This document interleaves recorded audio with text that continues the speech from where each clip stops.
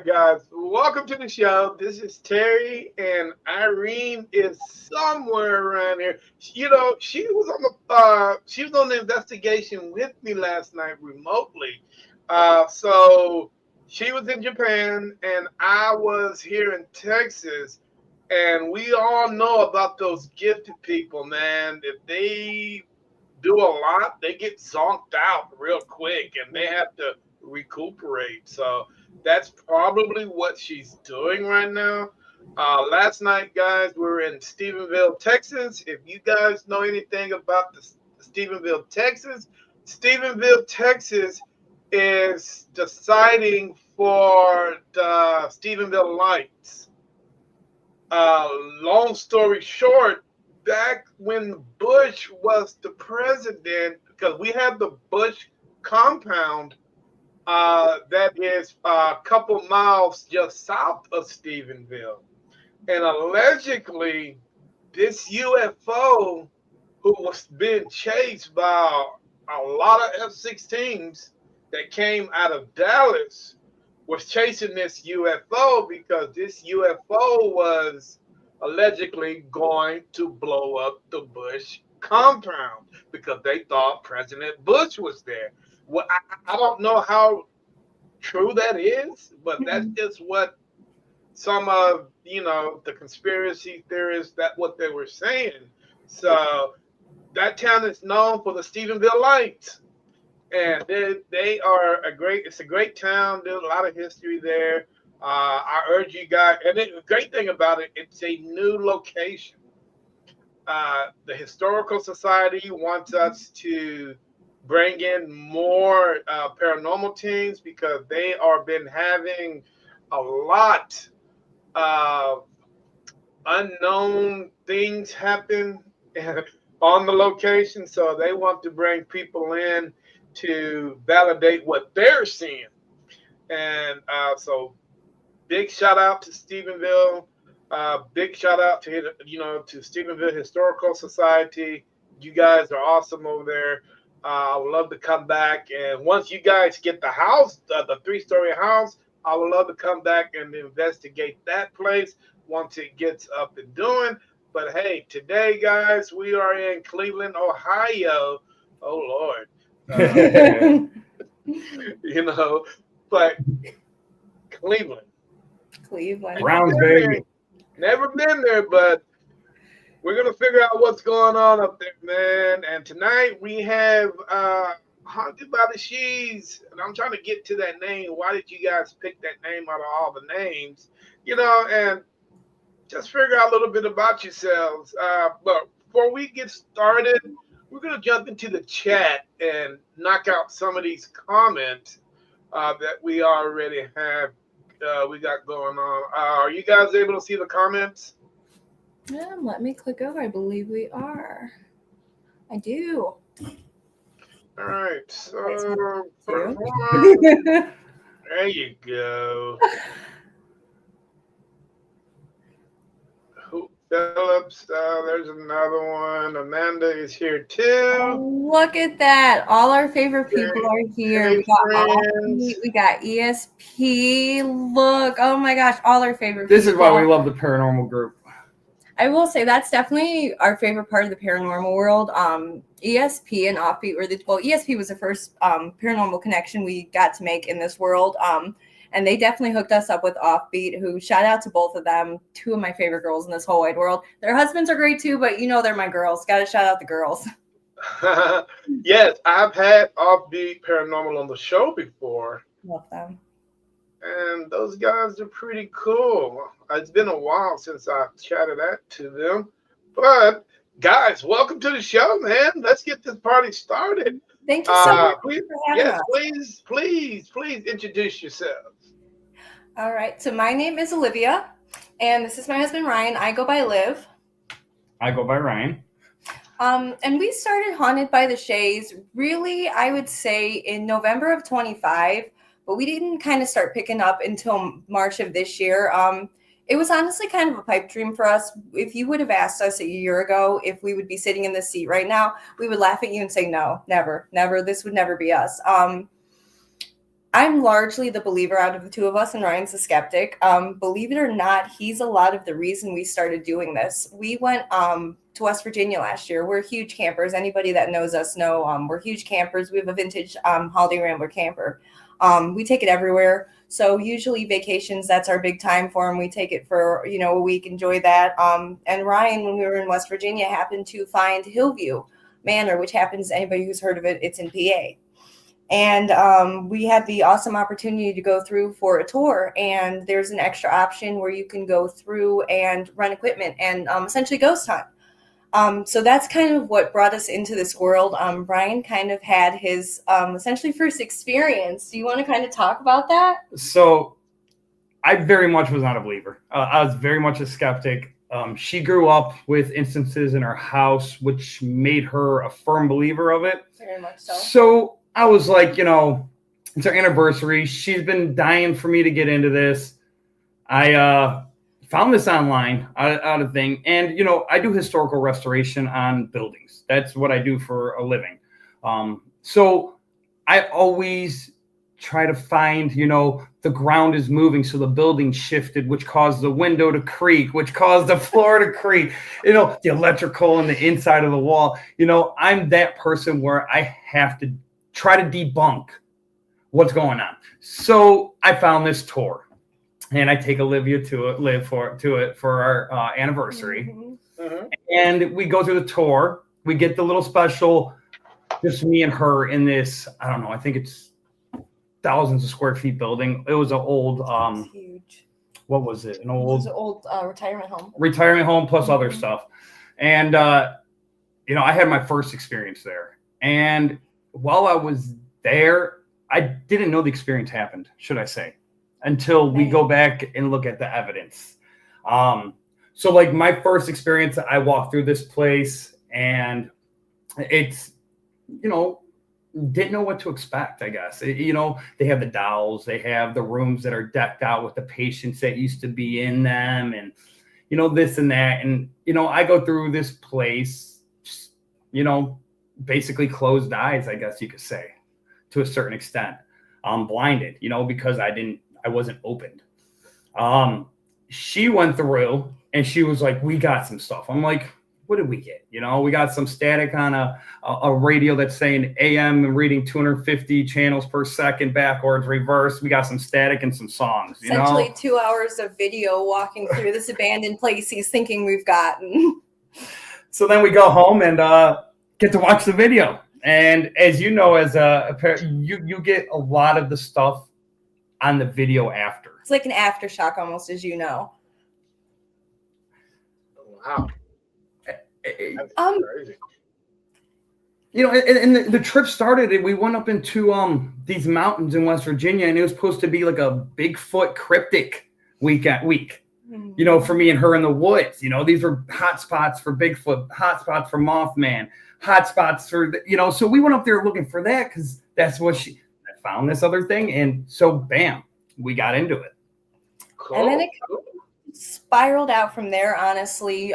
We were like, hey, how fun would it be for us to start a Facebook and just get to share this? Because honestly, it was just one of those things where it's like, it's something we can do together, and that's something we really valued. And then I think March hit and we were like, maybe we should kind of look more into this. Maybe we should start putting some things up. And we haven't been as diligent as we should with putting evidence up.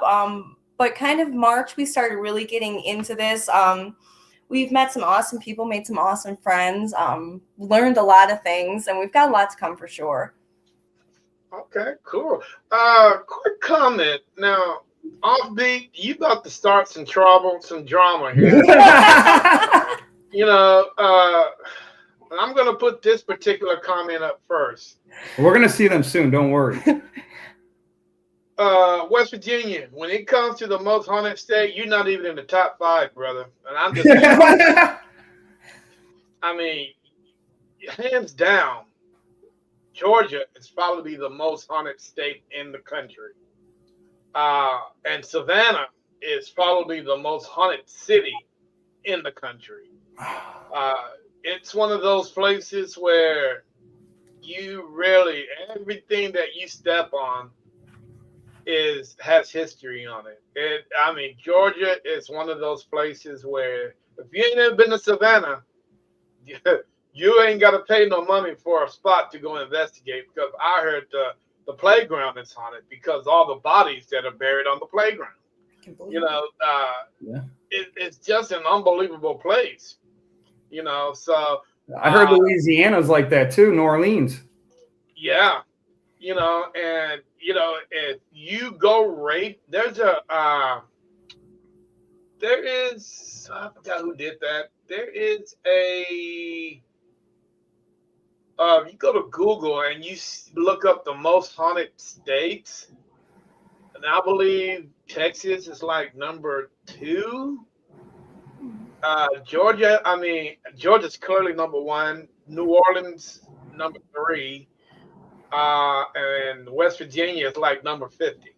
Gettysburg's up there too. Gettysburg, Pennsylvania, for the military or for all the wars. Yeah, there's a lot going on, but I don't think. Sorry, offbeat. Yeah, I mean, I don't mean to bust your bubble or start an argument, but yeah, I mean, you dudes got a lot of weird stuff going on up there, but nothing compared to what's going on in these other states. I mean, I'm sorry, but I'm just, you know, I like to be truthful. I really like to be. Guys, how long you guys been investigating? Year? I'd say almost a year. We started October of last year, and then November we came home and we did the typical ghost hunter. I'm gonna go crazy and buy a whole bunch of equipment. And it was kind of like picking up never done drugs, but it was kind of like picking up a drug addiction. I assume this is what drugs feel like. And we've just kind of been branching out since, getting as many places as we can. I think the most challenging part of what we've been doing, honestly, is getting through the evidence. Is you just get so much evidence, and it's just so hard to find the time. Unfortunately, we're still working what we call real people jobs. So that takes up a lot of our time, and it's hard getting to the evidence. But it's been almost a year. I mean, we've been to like Wildwood Sanitarium up in Salamanca, New York, which was like an old electric shock therapy that they used back for, you know, mental health addictions, for all that. So we did that on Valentine's Day. That was a little Valentine's Day date. What normal couples do, right? Go on Valentine's. You know, we have another one.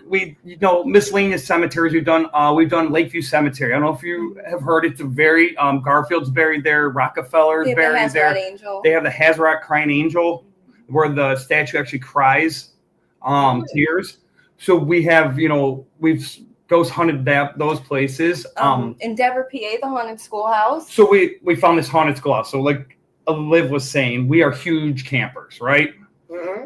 So she goes online to this hip camp and finds this 40-acre plot in Endeavor, Pennsylvania. Mm-hmm. It's an old abandoned school where they would call the kids coal babies and stuff because it was all heated by coal. Soot babies. And supposedly the students were told they weren't allowed in the back due to some kind of creature. So the kids were not allowed in the back.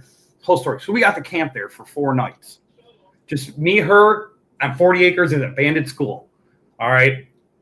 Let me tell you, I didn't sleep. I stayed up. Like I said, I wasn't a believer, but now you hear the stories changed over months. I was not going to sleep. I was staying up. I forced myself to stay up. Every noise I heard outside, it was something coming to get us. So we found this place, and it's basically going to be like our home. You know, we're going to go back. We're going back, Labor Day? One more? Yeah, it honestly started out as a really slow trip. As every investigator knows, you can kind of get those lulls where you can have the greatest location, but you can have the quietest day ever. Mm-hmm. And that's kind of how we started out. We got there on Friday morning, and it was probably the quietest investigation we've ever done together. We just couldn't get anything. Like, we got a little bit of REM pod activity. We got, a little bit on the meters, but it was just so quiet. And then that second night, I think we'd almost built like a repertoire with one of the spirits that we believe was there. And we were actually starting to get just this crazy amount of action and answers to our questions and things. It was crazy. It was. Oh, wow. Okay, well, guys, sit back. I don't know if Offbeat Paranormal told you guys about us and what we do on the show. They should have warned you guys, but I don't think they did. So I'm going to ask you guys a bunch of questions. I know you guys are new to the community, and my first thing is I would like to welcome you to the community, and I hope that you have a lot of success, and I hope that you are out there trying to achieve whatever that you're trying to achieve. I mean, it's such a broad spectrum of things in the paranormal community. A lot of people are trying to do, and so I welcome you guys. If nobody's ever told you welcome, I'm telling you welcome. Thank Thank you. you so much. Yes. Yeah, no problem. But with that being said, I'm going to be hard on you also because Okay. curious minds want to know about you. So I'm not going to ask you about our equipment. I'm not going to ask you if you wear water boots in the, into haunted locations because sometimes I do. You know what I'm saying? I want to get to It's know a birthday suit. I want to get to know you guys, and that is the thing that I want to know, and some of the people in the comment wants to know, and that's what it's all about. So, with that being said, I want to speak to the skeptic first. Let's go. You ready for this? I'm ready. Okay, so you went from skeptic to believer, or are you still a skeptic to a certain sense? I am, how can I say it, the harshest critic of everything still. Okay. I am very, like I told you, that we're in the restoration, I am very knowledgeable. I always question. I always try to debunk it. Always. I no matter what, and she hates it. She's like, it is what it is. Like, you hear it. And I'm like, no, play it 5 times backwards. No, you're not listening. Do you need me to turn it louder? No, I think it's a bird hit the window. Like for instance, like the footsteps, boards creaking. I know buildings move, especially hot summers. Wood contracts. Old buildings are made out of wood. I tend to not believe it. But when you start hearing 4 or 5 of them in order, and it starts to become like, okay, that's a human footstep. Or you ask a question and the spirit box comes through with something that's dead on to what you asked. And it's like, okay, what are the chances that you ask these ghosts, do they like people coming into their place? And the next thing on the spirit box is terrible or horrific. What was it? Mm-hmm. Terrible? It's terrible. Yeah. It's terrible. Like, what are the... come on. I have to believe that. And then it goes back to, she has me with the aliens. Like you were talking about, I didn't believe in them. It was not existence, but being campers and being out in the middle of the darkness and being able to look up at the sky. What do I always tell you? There's things that are unexplainable up there. I don't know what they are. I can't say 100% that they're aliens because I've met them and shook hands with them. But there's something up there that's not a shooting star, that was not a planet, that's not this, and these things are moving at light speed.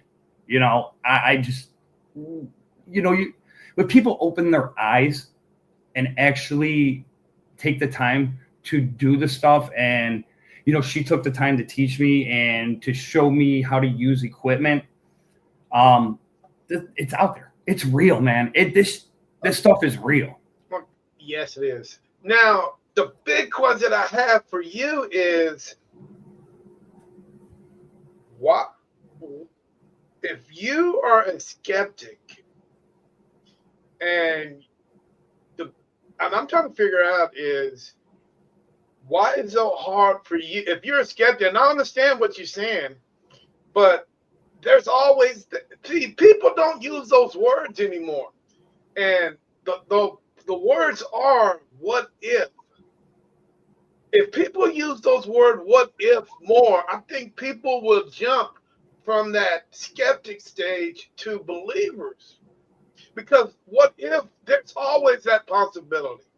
But And you're also born with a block. Like I went to private schools my whole life growing up. So I was really forced into religion. And in religion, it was frowned for me to believe in that kind of stuff growing up. So I, chose to not believe in it, that everything was an explanation. right. And see, and they don't always explain, do they? No, they don't. No, not at all. They don't always explain. They'll tell you, "Oh man, that's just the way." Okay, why? That's another word that people don't use these days. Why?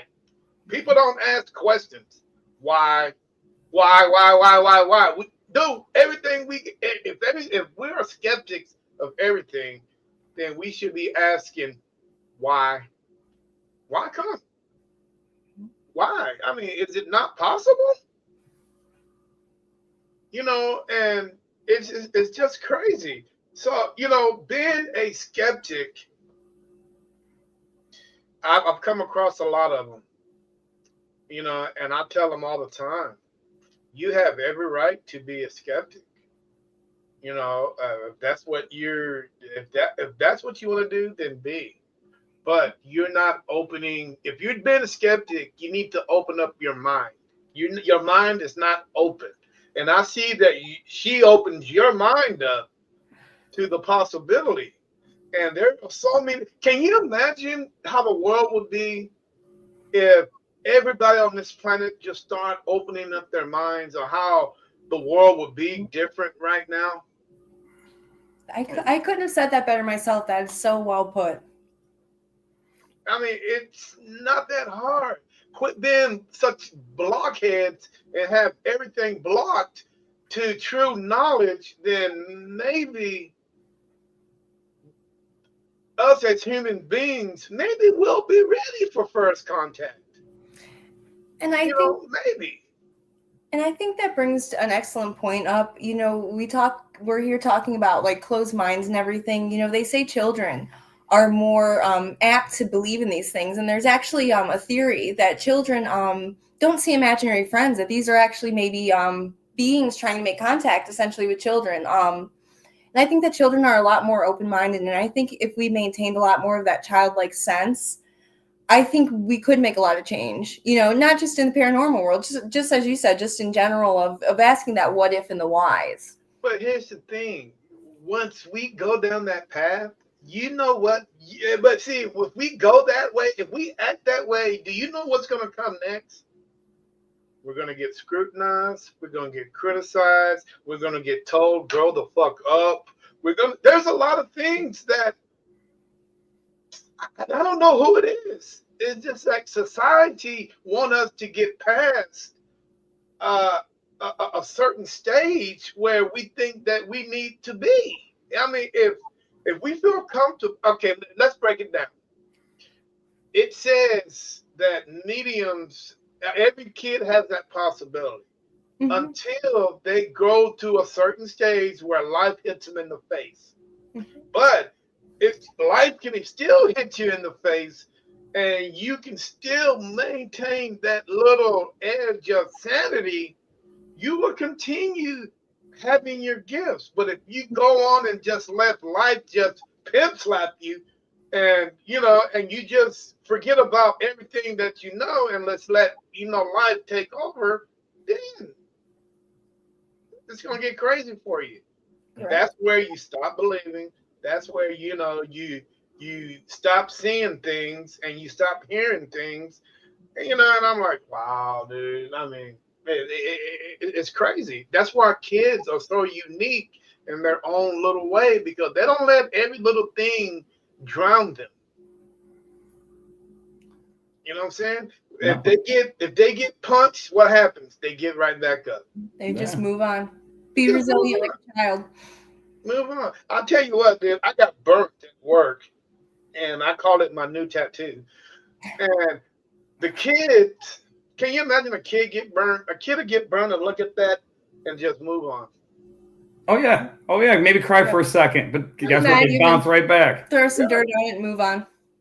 And just continue doing what they're doing. And I can't help but wonder, man. It Are some people just supposed to be held back in certain situations? Maybe certain people just aren't meant to believe in the paranormal, UFOs, and such and such. But I do believe there are a mass amount of us that are just meant to believe that there is the possibility of what if, and there are us out there that ask the question, why? Why do all these things happen? See, I don't know what era you grew up in. I'm born 80s. Growing up, that stuff was never looked on. You know what I'm saying? Like the paranormal, the alien, that was all, everything was shut down by government. Everything was shut down by this. Now we started getting these travel channels and they started coming out with the taps. I think it was like the first big show they did in paranormal. And even then still, it's like some of the stuff on that you kind of know was maybe not so real. Maybe some of it was, maybe some of it wasn't. I don't know, but it was kind of, hard to believe it. So in our minds growing up, I think the people that have the open minds, like you guys, like my wife, like you, look past that and it's like, I know this is real. I know what happened when I was younger. I know what I saw. These people say when they're 8 years old, they saw Bigfoot. Now they're 40, 50 years old. They know what they saw, even though they say Bigfoot, but they know what they saw. I think open minds and different minds are all alike, different genes. You have different hereditaries. Yeah. I think it might even be something maybe possibly with. I think too, it maybe has to deal with the environment you're in. I'll say this, growing up, I grew up in a house that not only did have some weird things and some paranormal activity happening, I grew up with a mom who was very open-minded. From a very young age, I was exposed to a lot of documentaries about paranormal and a lot of those things. And if I were to look at my mom as a child and say, Mom, I think I saw a ghost, it would have more or less been fostered rather than looked at like, oh my gosh, you're just looking at an imaginary friend. And I think too, even as an adult, I think that was one big part of this journey that was challenging or hard at the beginning too. Was, as you said, you can sometimes be looked at as you're crazy when you talk about these things. If you talk about Mothman, you talk about spirits, you talk about, talking to the dead. I go to work and sometimes talk about this, and I'm sure you do the same. And people look at you like you deserve to be locked up and like, here's your straitjacket. What color do you want it in, sort of thing. But I think environment definitely plays a huge factor in whether or not you're a believer, because I had that fostered environment.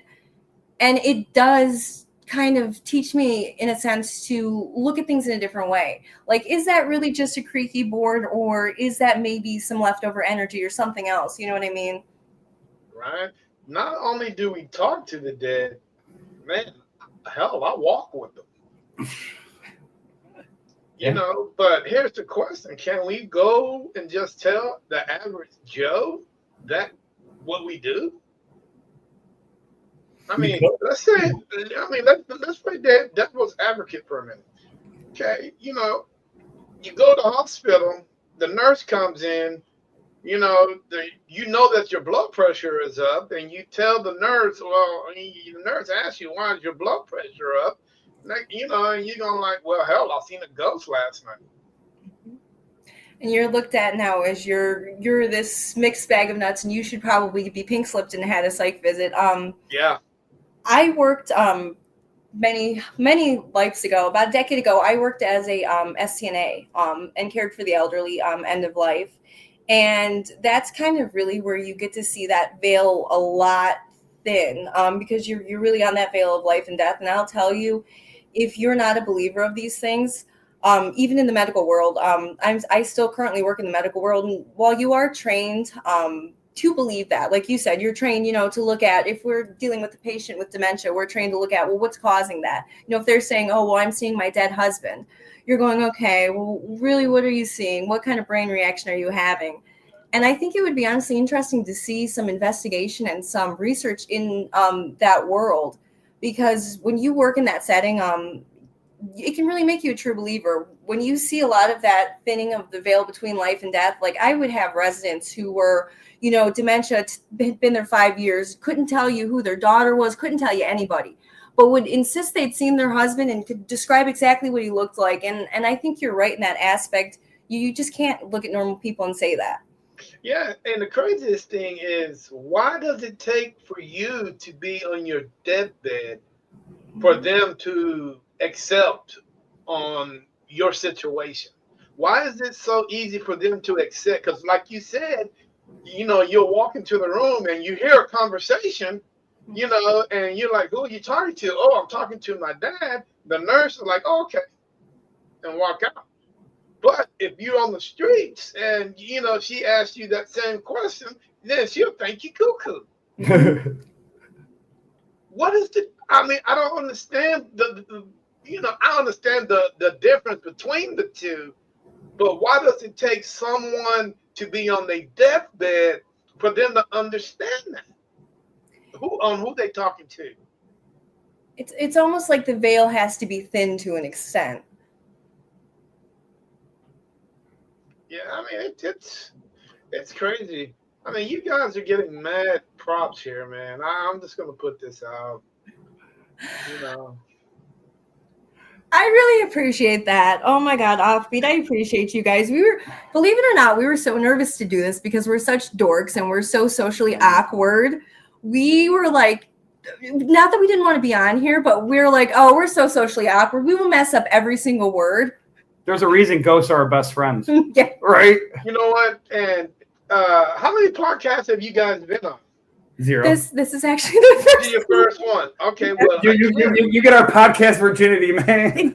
Thank you. Thank you for allowing me to come in your house. Expect a dinner afterwards. See, now you're being called a dork. Now, see, how are you gonna support and turn around and call him a dork?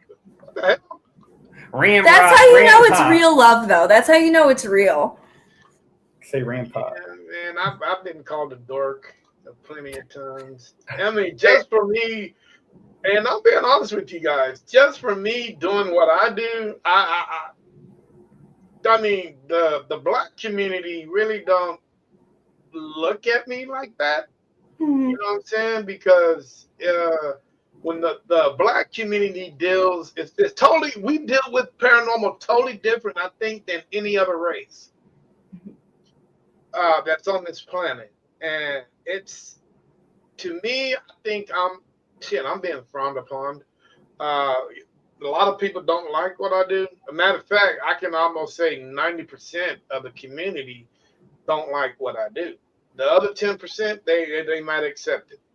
But in the black community, you guys have to understand is we've always was told if we would see something that we don't understand, that we get away from it. We don't run towards it, we run away.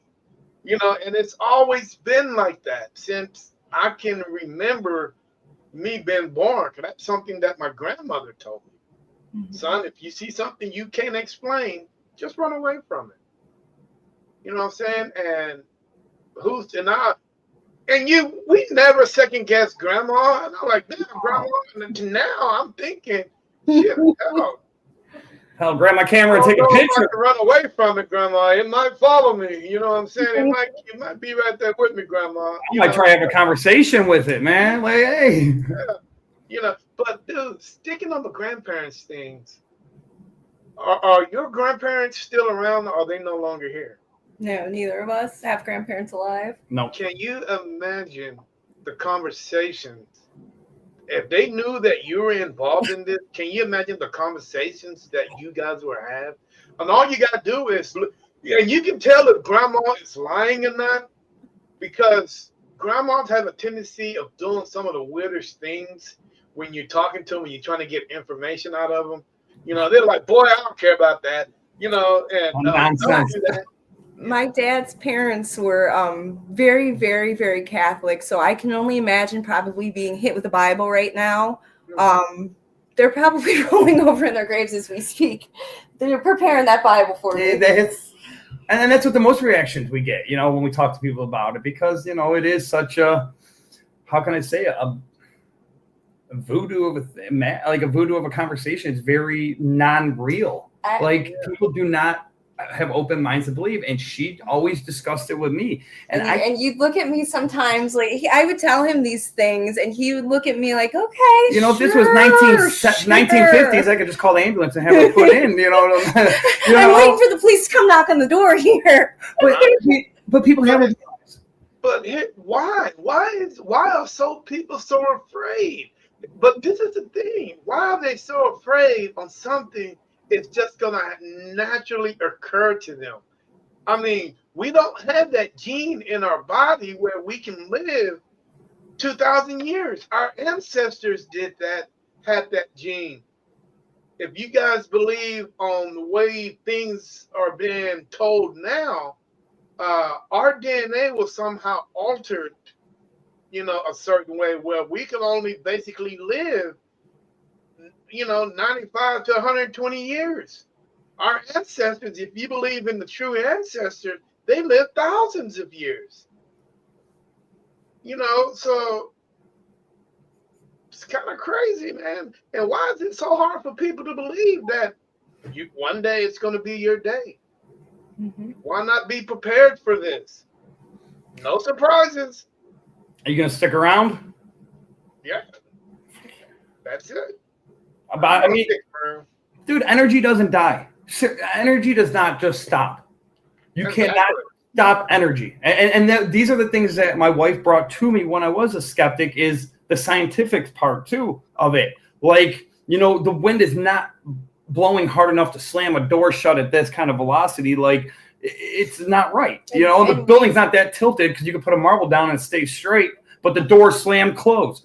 How does that? It's just. And as much fun as we have, we've definitely had some heated debates on some evidence. There's definitely been some times where we're both looking at each other and one of us is going, no, that's the wind. And the other one's going, no, I know it's something. I got this EVP. It's got to be something. And that's when we have to bust out the sock and bottoms and see which one's right now. I think that's probably been the greatest part about this journey, is that with him being a skeptic, you do the other side of the world almost. Whereas I'm not saying that I'm always willing to take what everything is for face value. There's definitely, you do have to discredit and try to debunk as much as you can. But he's definitely the bigger debunker. I'm at 15 minutes in, and I'm like, okay, I'm pretty confident I debunked this. We're about 4 hours in with him, and he's like, no, I'm on Google. I'm going to find what this was. I'm going to take out a level, and I'm going to measure. I'll see if that house was level. I'll make sure I know. That is so funny. Dude, Ryan has it out for you. Guys, it's whether, and this is what gets me is, and I'm going to ask you guys this question: will it take something traumatic for people to actually believe, or do we want people to believe? Because we need skeptics like Ryan. I mean, don't get me wrong, we do need you guys. But is it okay to say that we can have a world full of believers and things will still be okay? I think that's fair to say. Just like anything, you're going to have people who are going to support things and who aren't going to support things. I think the paranormal world is definitely going to keep moving. Whether you have all believers, all skeptics, what have you, I think it is a good thing to definitely have, though, the skeptics. Because I think that they cause you to honestly want to prove things that are paranormal a little harder. Whereas I think almost as investigators, if we didn't have those skeptics kind of pushing back, we would almost become lazy and go, well, this just kind of is what it is, where you almost feel more provoked to prove your evidence and to prove kind of what's going on and what's happening, because you do have those skeptics out there and you're like, I know what it is and I know it exists and I want you to know what exists as well. And because you're saying it doesn't exist and you're kind of giving me this pushback, now I have to give you even more pushback to prove harder. So I think it's almost a good thing that you have those skeptics, because it causes more advances almost in the field, because you're being forced to advance because you want to prove those people wrong. Exactly. You know, and to me, and I'm being honest with you guys, I got criticized today because my REM pod uh, on the live video that we did last night on the investigation, some guy put on there, oh, it's just your remote control that's going. You know, you're pushing that button. You got a remote control to this 3 foot REM pod that I have that was sitting over there. You know, and the only thing I can say is, yeah, right. I mean, I wish I did have a remote control, but there's nothing remotely controlled to anything here. You know what I'm saying? I don't think I've ever pulled a stunt like that. Yes, my REM pod. I don't think I've ever pulled any stunts like that in my life. And I know there's people out there that do, which makes, you know, it just put a sour taste in people's mouth. Have you guys had those little yellow sour candies where you just like make your mouth? Yeah, it put that kind of a taste in your mouth when people do that. You know, and it almost hurts you a little bit personally, and it's like, wow, it was unnecessary. Yeah, I mean, it hits you right in the gut when people say that. You know, and that's the reason why I do stream live, because I just want people to be able to see what I see, hear what I hear, and not even have that chance of someone saying I'm using AI. Now, a remote, I can see that. But, you know, if that door opens up by itself and I'm looking down at it, and trust me, they're going to blow that screen up. They're going to look for a little rope and everything.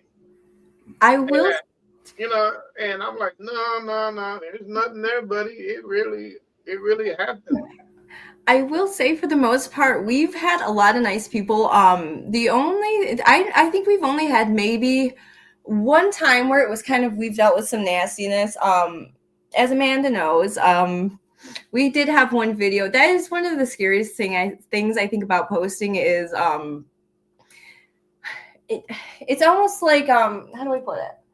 So it can be scary to an extent. Like for example, we had a video, as Amanda said, REM pod. We've decided we're no longer calling ours a REM pod.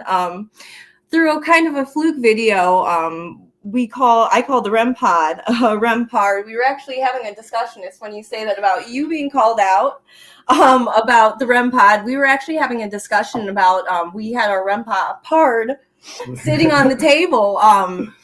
And the wind was blowing, and we were kind of Ryan was kind of saying, well, you know, I think it could be the wind. And I'm telling him, I don't know if it could be the wind. And we were trying to kind of debunk that. On video, too. Like, we're sitting there, like, having our having this discussion about on video about, I'm like, it was the wind. I'm telling you, the wind moved the antenna just a little bit.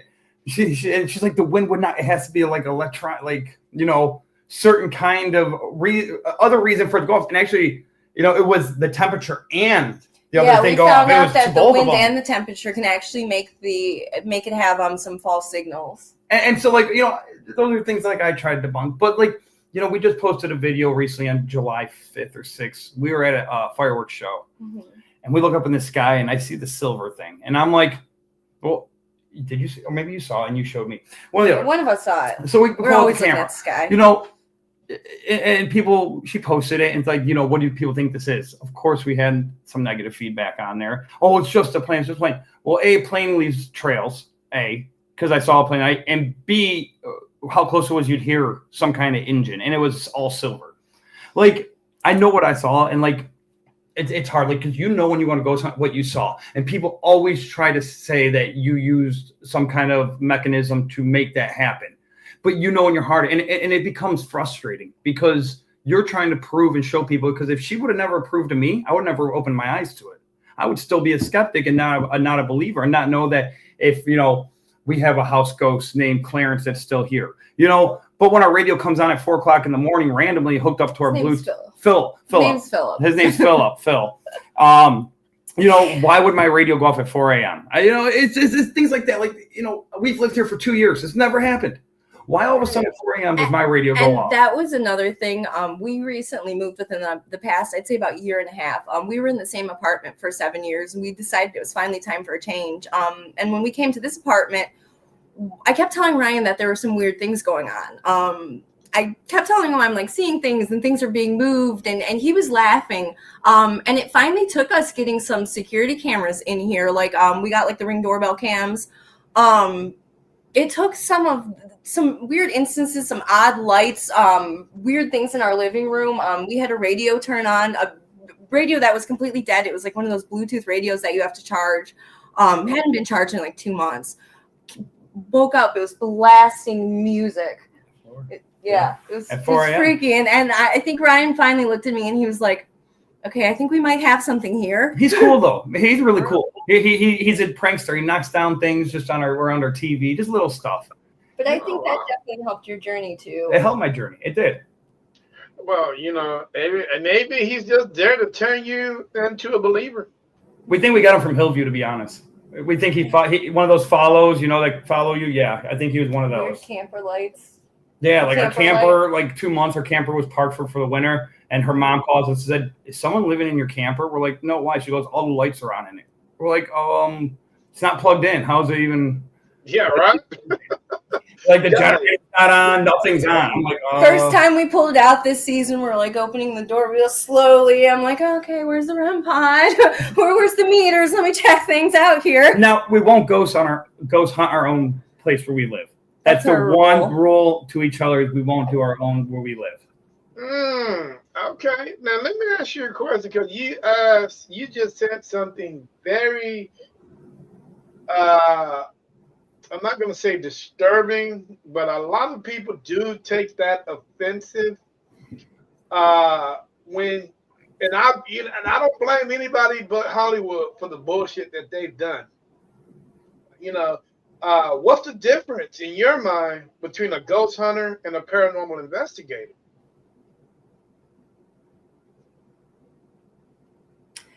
I would say to me, there's not much. I think that they're more or less synonyms. I heard somebody say, I don't know who said it. I read a few months ago on Facebook, and I wish if whoever's on this stream knows who said it, oh God, tell me. But somebody said that there's no experts in the paranormal field. And I think that's why using the term hunter versus investigator, I think they're just kind of interchangeable, because I think that essentially it's just terminology. None of us, you can sit here and be ghost hunting 20 years and you can be ghost hunting, 2 years. And I think you can have different experiences and see different things. So I just really do think they're very interchangeable terms. Okay. If it's so hurtful for people to be called ghost hunters, because technically we really don't go hunt for ghosts. So why not just use the word? Because Offbeat hit it pretty much perfect. I'm going to put that back up. So why not use what we really are as parapsychologists? Because at some point we are psychologists and we are scientists at the same time. Now, I don't think you have to go to school to be a parapsychologist. I think you just got to know what you're doing in the paranormal community, in the field, to get that notoriety and to get that name. I prefer parapsychologist over ghost hunter any day. If that's the case, I like to be called a PI. Call me a paranormal investigator. Because I think that those are because here's the thing, guys. We want the next generation to get it right. We want the next generation, because if you're a ghost hunter, the first thing that's going to come out of my mind is, okay, you little midget, you little 5-year-old little bad little tail boy. You think it's Scooby-Doo. Investigator. Tell me what a ghost hunter is. He can't tell me what a ghost hunter is. Now, a paranormal investigator, he might have an idea, because the reason why he's using ghost hunter is because of the situation that happened in Hollywood with ghost hunters. Ghost hunters never should have used that word. because it's not fitting for the community. You know what I'm saying? It's just not right. In the future, either be called a PI or parapsychologist, because technically that's what we are. You know, technically we got to put the psychology into paranormal investigating to actually get some answers that needs to be answered. Did the government just recently invest into a paranormal division? The U.S. government, I believe, just launched a bunch of money and launched a new paranormal division for the government. A task force type deal. Well, that goes all right. They'll never get it right. No. So we don't have much to worry about. Here's the thing. If the government is going to do that, why not put the people out there that knows what they're doing? But that comes to the thing of the closed-minded, the open-minded. There's certain people that are cut for this fabric, that is made for this, and she's one of them. I wasn't. She introduced me, and honestly, if it wasn't for the proof, I wouldn't believe today. But I have seen so much proof and so much evidence from just going on these 7 investigations with her that I can't doubt it no more. I can't have that little inkling of doubt. You know, is it okay? I mean, I think it's okay that you know there's proof after life. You know, is it okay that people know that there's something across the veil? I mean, it's not such a bad thing. So why is so many religion figures are so hard to that don't want us to prove that? What is their ultimate goal? I mean, not for, you know, they don't want us to believe in, oh man, no. You can't tell nobody that. Why? I think there's a lot of fear behind it too, because it's a lot of unknown, and we as humans tend to not, we like to stick kind of to the straight and narrow path that we know, and it's almost scary for humans when you think that there's a possibility for something that you have known for years to be shattered, I think too. But here's the thing, are they afraid that the possibilities of life might be better over there than it is here? And then people will have to make a decision on whether, man, should I take if life is better over there, why not just go there? So I think that it's going to be a situation where, oh man, let me take my own life. Life is better. I'm so miserable here. Let me just take my life, and if it's better over there. So I'm thinking that, you know, the rate of murders might go up. I think suicides might go up. You know, if it's all A+ over there, hell, I want to go. But at the same token, I think we could potentially say maybe they would go down to at the same rate, because there would be a bit more of accountability for people. You know, if you knew you were murdering somebody and you knew that there was that possibility of, okay, well, you know, there's this afterlife that may not be so great for you. If we knew these things, would maybe those kind of crimes go down? So I think it's a little bit of both. You know what I mean? But then also brings up the other thing is, I brought this up to her, is what if we're ghosts on their plane? What if when we go into these abandoned places, they're living their normal life, going through life, and we are ghosts moving stuff in their building, in their house. You know, in their eyes, it's all built up to the way it was when they left.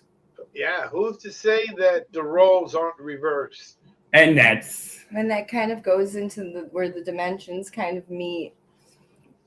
I mean, you're the next dimension, and people say, you know, the veil is thin. I think the veil is just an eye blink away.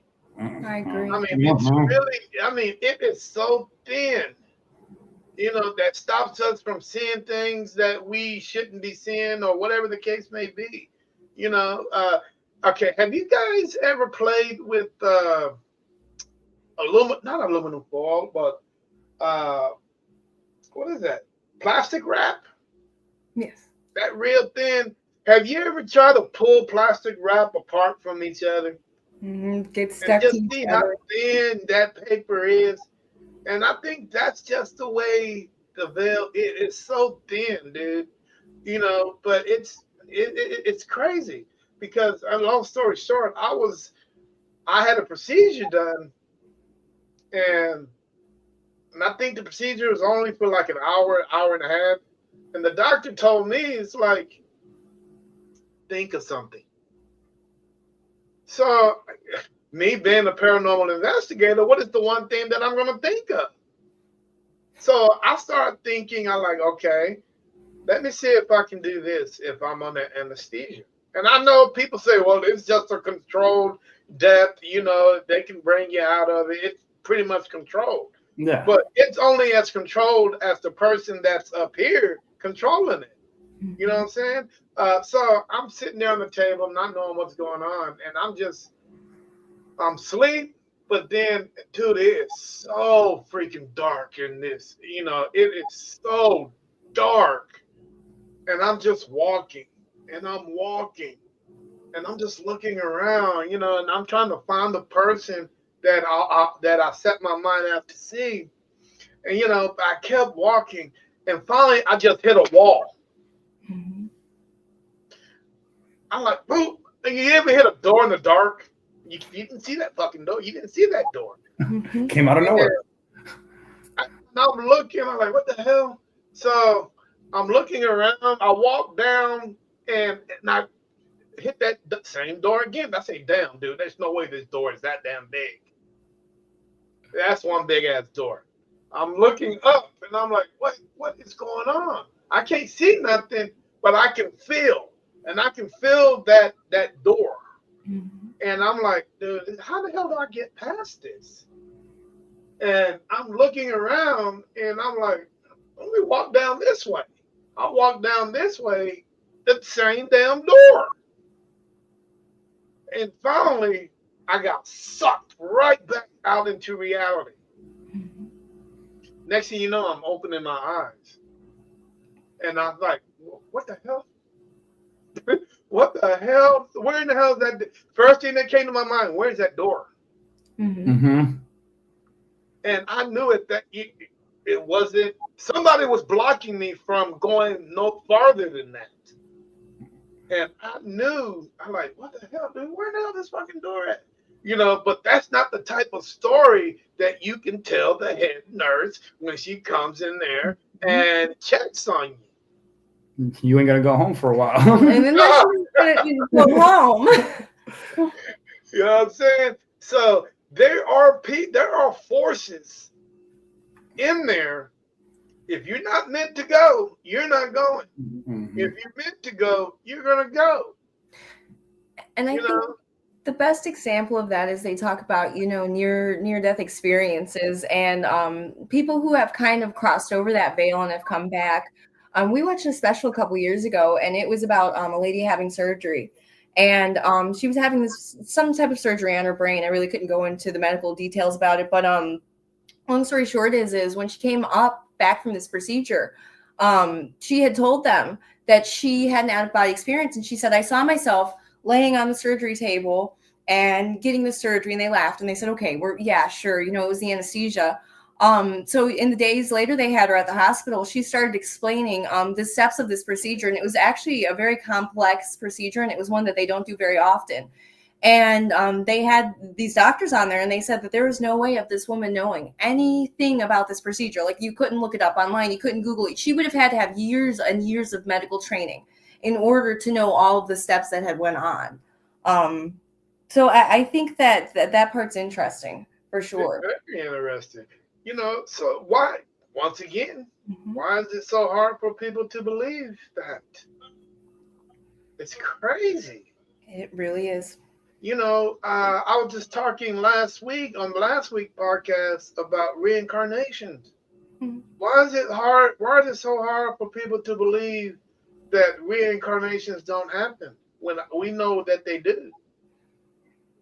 How many times do you guys think that you've been sent back over and over and over and over again, in your life, in your lifetime? Your lifetime could be millions of years old. Mm-hmm. You know what I'm saying? We really, I mean, you might get bits and pieces of it, Mm-hmm. but how would society feel if they know that they've been alive for thousands of years over and over and over again? Will it make them, you know, do something weird, or will it Your make them, shit's less about what they do. how make them feel? Making knowing that they're going to come back, give two shits less, screw it. I've already came back this many times. But Yeah, I mean, it's crazy. that's, I think as people, we are trained young by TV, by, influences in the world to not believe in that stuff, is to damper it down. Like, how long has aliens existed? I mean, they have records going back to, I believe, who was it? Nixon went for tooth pain, but really he wanted to go meet with aliens or something. It was some story like that. I don't hold me to it, but it's one president met aliens, and it's in the book, like, and everything. But how come they never let everyone else know about this? Why? Because it would cause chaos. And I think essentially it becomes the old saying, knowledge is power, and too much knowledge is too much power. If I think it scares people to think of the unknown and to think that there could potentially be something out there, because I think it's almost a sense of reckoning with yourself to think, okay, well, the things I do may exist later and have impact. Because I think a lot of times as humans, especially in today's day and age, we're in such a fast-moving world where oftentimes we'll see selfishness, and just I think back to being a child and growing up in the late 90s, early 2000s. It was a different world. It really was. I noticed a few Christmases ago, people were less friendly to each other. People were less neighbory. And I think that it's a danger of knowledge, essentially, if we bring that to light. And I think that's why people don't want to essentially acknowledge that, because you might have to have some reckoning of what you're doing on a current basis. Like, you see your neighbor out there having trouble changing his tire. Well, you don't go offer to help him. You had the time, you could have, you choose not to. And you essentially might have to reckon with that later. If you think, well, there may be something after this, you may have to reckon with the decisions you make. And I think for people that can be really scary. I think that's one aspect that keeps people away from wanting to know about this. But knowledge, I mean, there are several keys to the universe, and whether you guys agree with me or not, but I'm going to name those keys. They say knowledge is key to the universe. They say music is the key to the universe. I think every race that's in this universe, they all recognize music from one sort to another. Universal language for sure. Yeah, universal language. So knowledge and music, it's it's crazy. So it can't be that hard, guys, for everybody to accept something. It can't be. You know what I'm saying? I can sit in I can sit in Times Square. I can go sit in Times Square, one of the busiest cities in the world.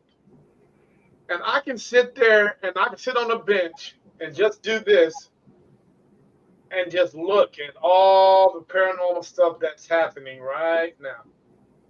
And just people are going by their everyday lives and not knowing what's going on.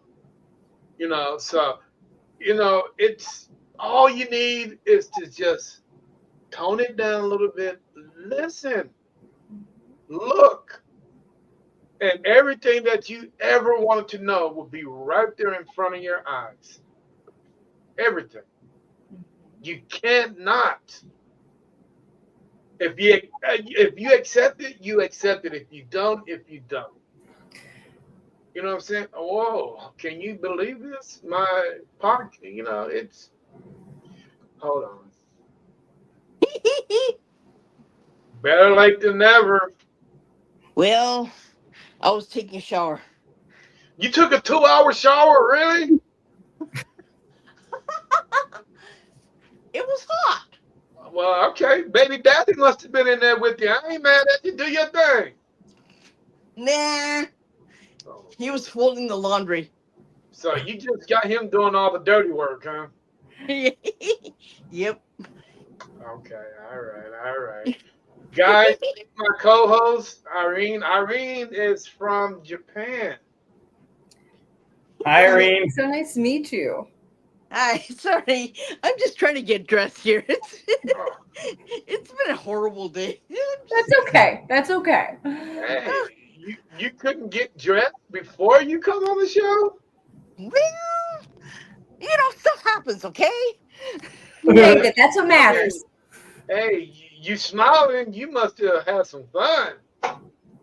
No, Hey, no. hey, it's only human nature. It's okay. It's okay. Uh, hey, hi Amanda, how you doing today?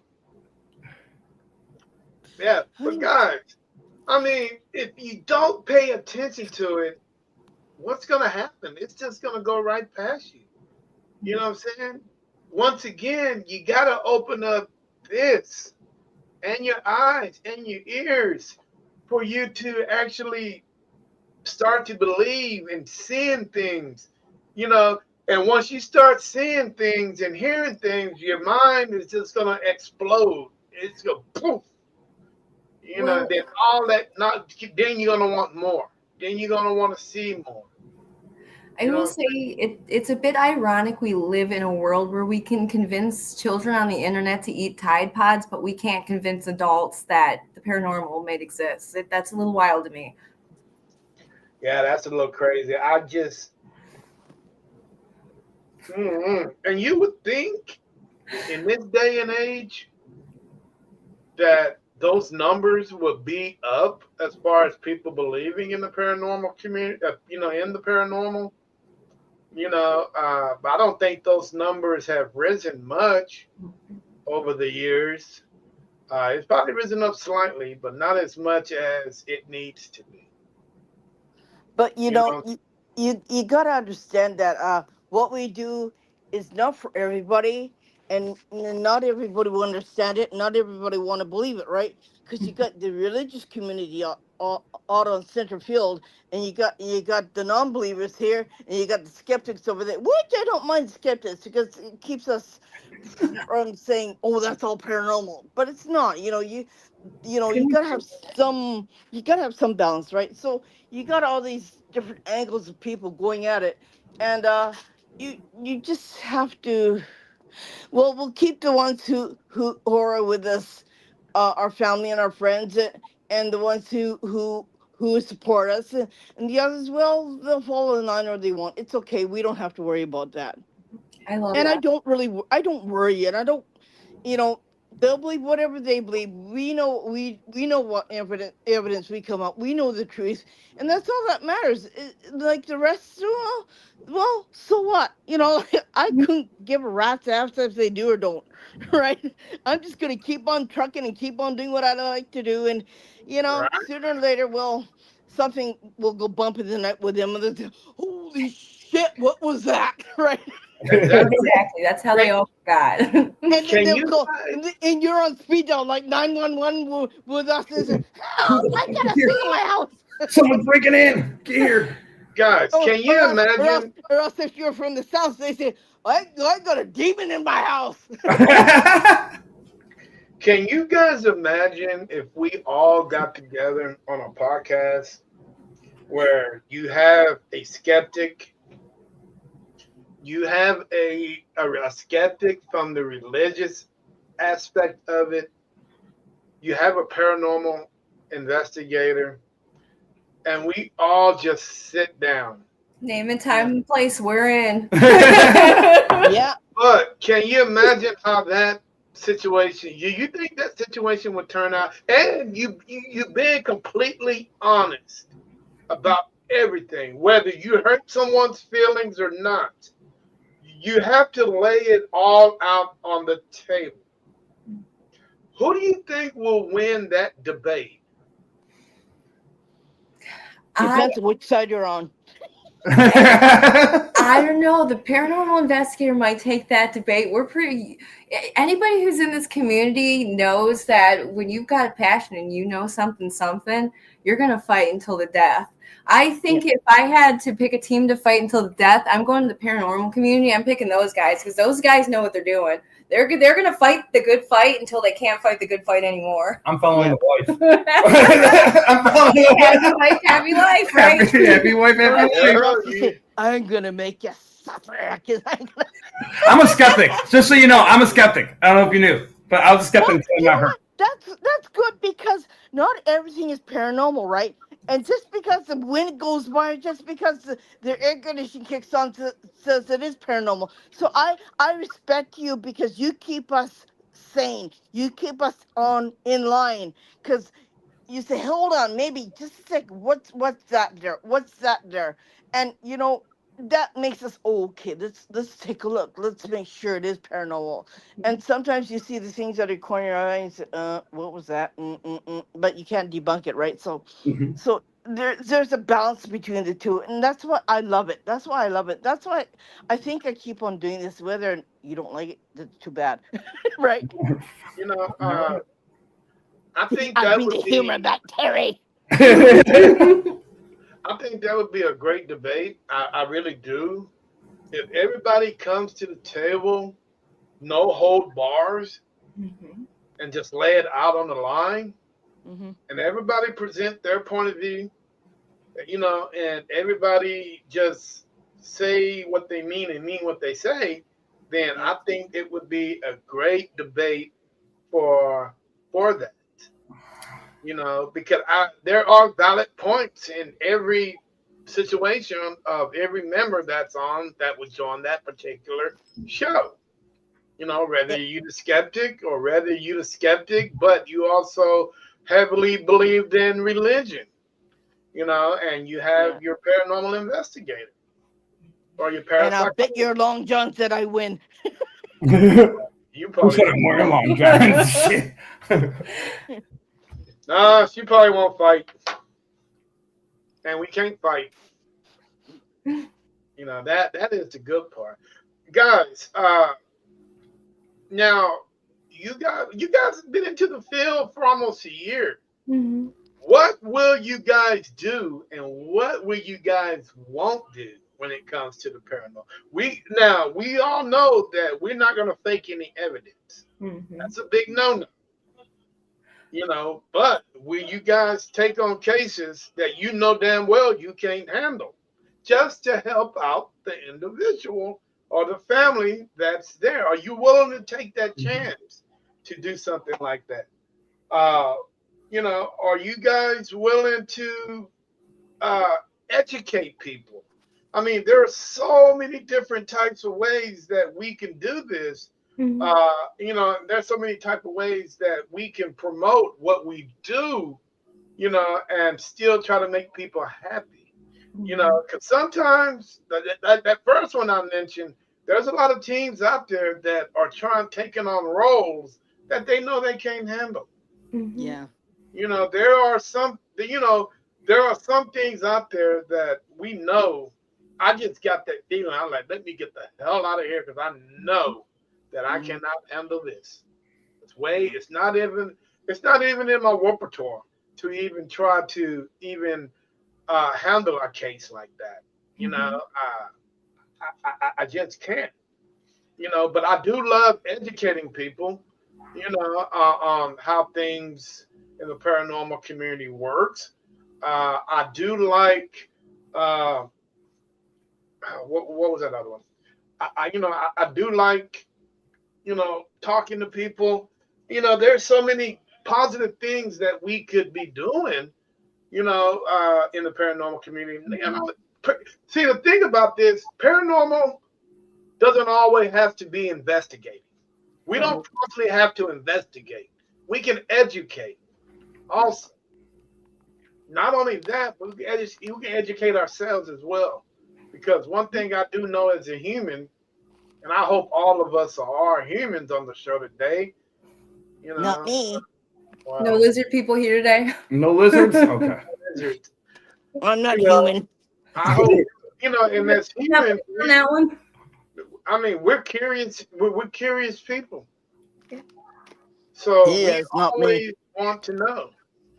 If you're not Terry, curious, then something's wrong. I'm not. Oh well, and I can't be mad at my kids. Like when you mentioned kids earlier in the podcast, I can't get mad at kids for being curious. It's in their nature to know what this is, what that is. Oh, what's that? Don't touch that.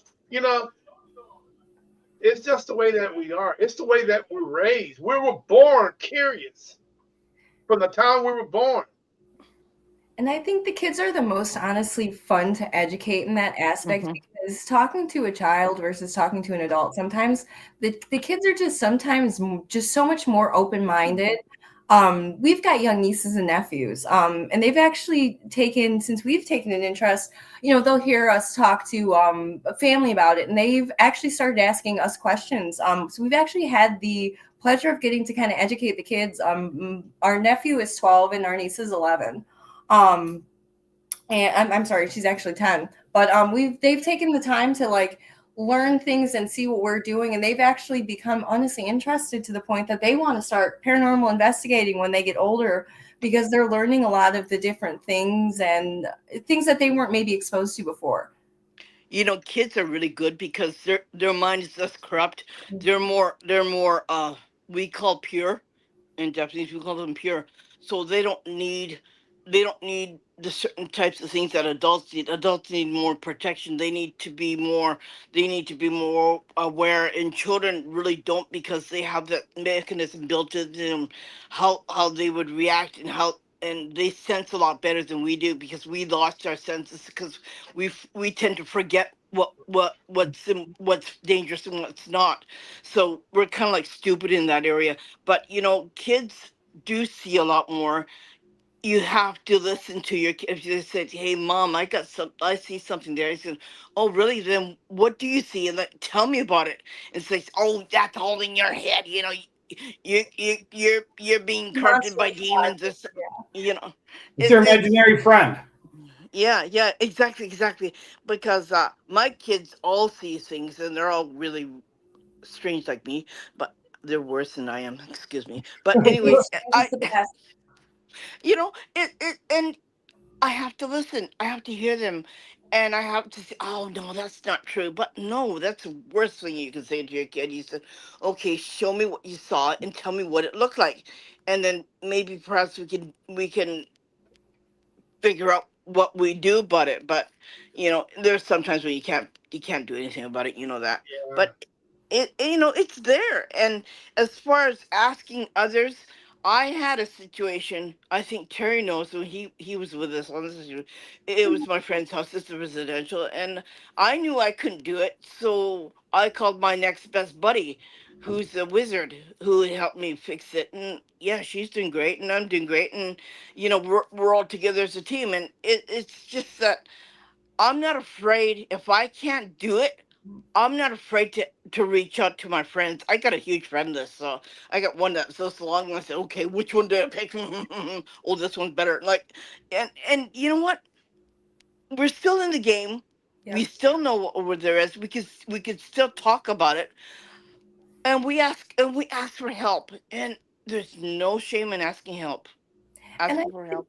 that's the mark of a good investigator, to know when it is that time to pass the baton and not to have that pride, and to know that, you're passing this on to somebody who may have a different set of skills than you. It doesn't mean that they, know more, they're better than you, but you know that you know your boundary and you've reached your boundary and you can Mm. pass on that baton. And I think that's really a mark of a lot of maturity in an investigator, for sure, to be able to know your boundaries. But I got one thing: keep me involved in it. Yes. I'm not going to give you my case because I want to. I'm going to give you my case because I'm involved in it. Keep me involved in it because I'm not going to pass my buck to you just so that you can have it and say it's yours. Well, Mm-mm. I think if that's the case, I think every paranormal investigator should be kept in the loop. Uh, because you never know. No, You know, no. guys, who is the gentleman? I mean, who is? I'm trying to figure out who that is. Is that a doll to the right of you? Oh, so that's Cece. That's her doll. I don't like it. It's kind of, like I said, I was a skeptic. I was not believe that's her doll, Cece. She talks to it. I think Make it me sound talks like I'm crazy. talks back. This goes back into if normal people heard what we talk about, they'd throw us in insane asylum.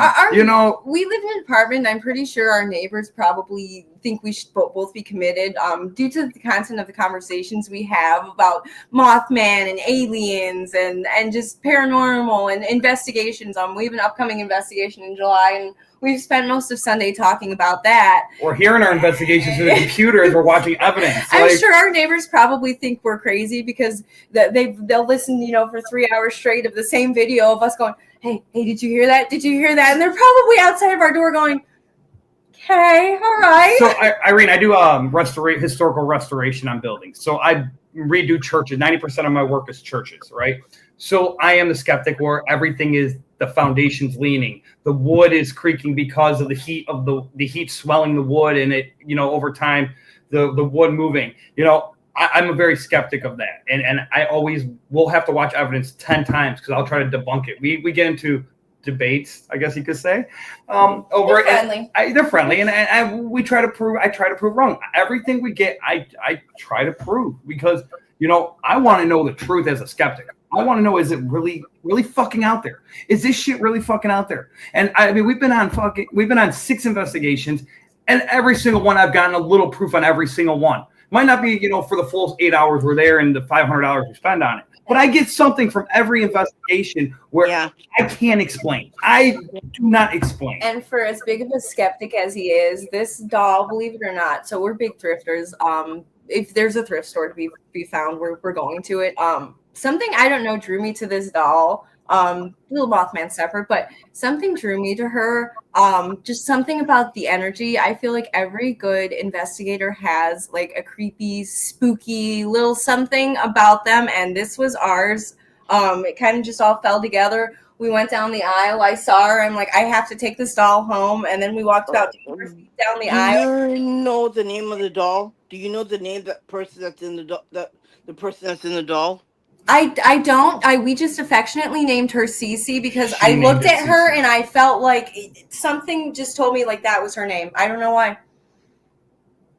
Actually, it's the boy who's in the doll. Really? Tommy. I'm just taken aback that you say that. The only reason I'm so taken aback is when I was a child, I had an imaginary friend named Tommy. Insisted to my mom, I would tell detailed stories. I swear to you, I will get you a Bible. I swear to you, when I was a child, I used to go into these detailed stories, and my mom would call my grandma. My grandma was a huge believer, and I would tell these intricate stories how he'd used to go to his grandma's house and he'd go knock down the candy. I'm like taken aback. I seriously, like, you could have said any other name in the world and I would have been like not taken aback, but I'm just you just threw me through a loop. I don't think Terry knows. I don't think Terry has told you what I do. No, he hasn't told nothing. He said that you weren't answering your phone. But that makes it even better now to have for you just that's chills right now, chills.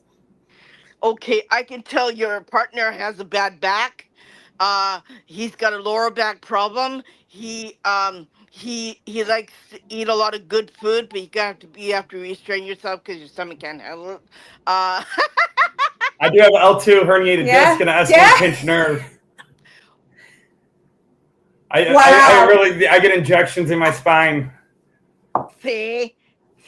Okay, I'm ye clairvoyant, ye medium of this group, and yeah, this is what I do. I quit giving readings but now I tell people if they have problems with their body parts, I go and tend to go, okay, this is what your body looks like, this is what you need fixing, this is what you blah blah blah. That's what I do.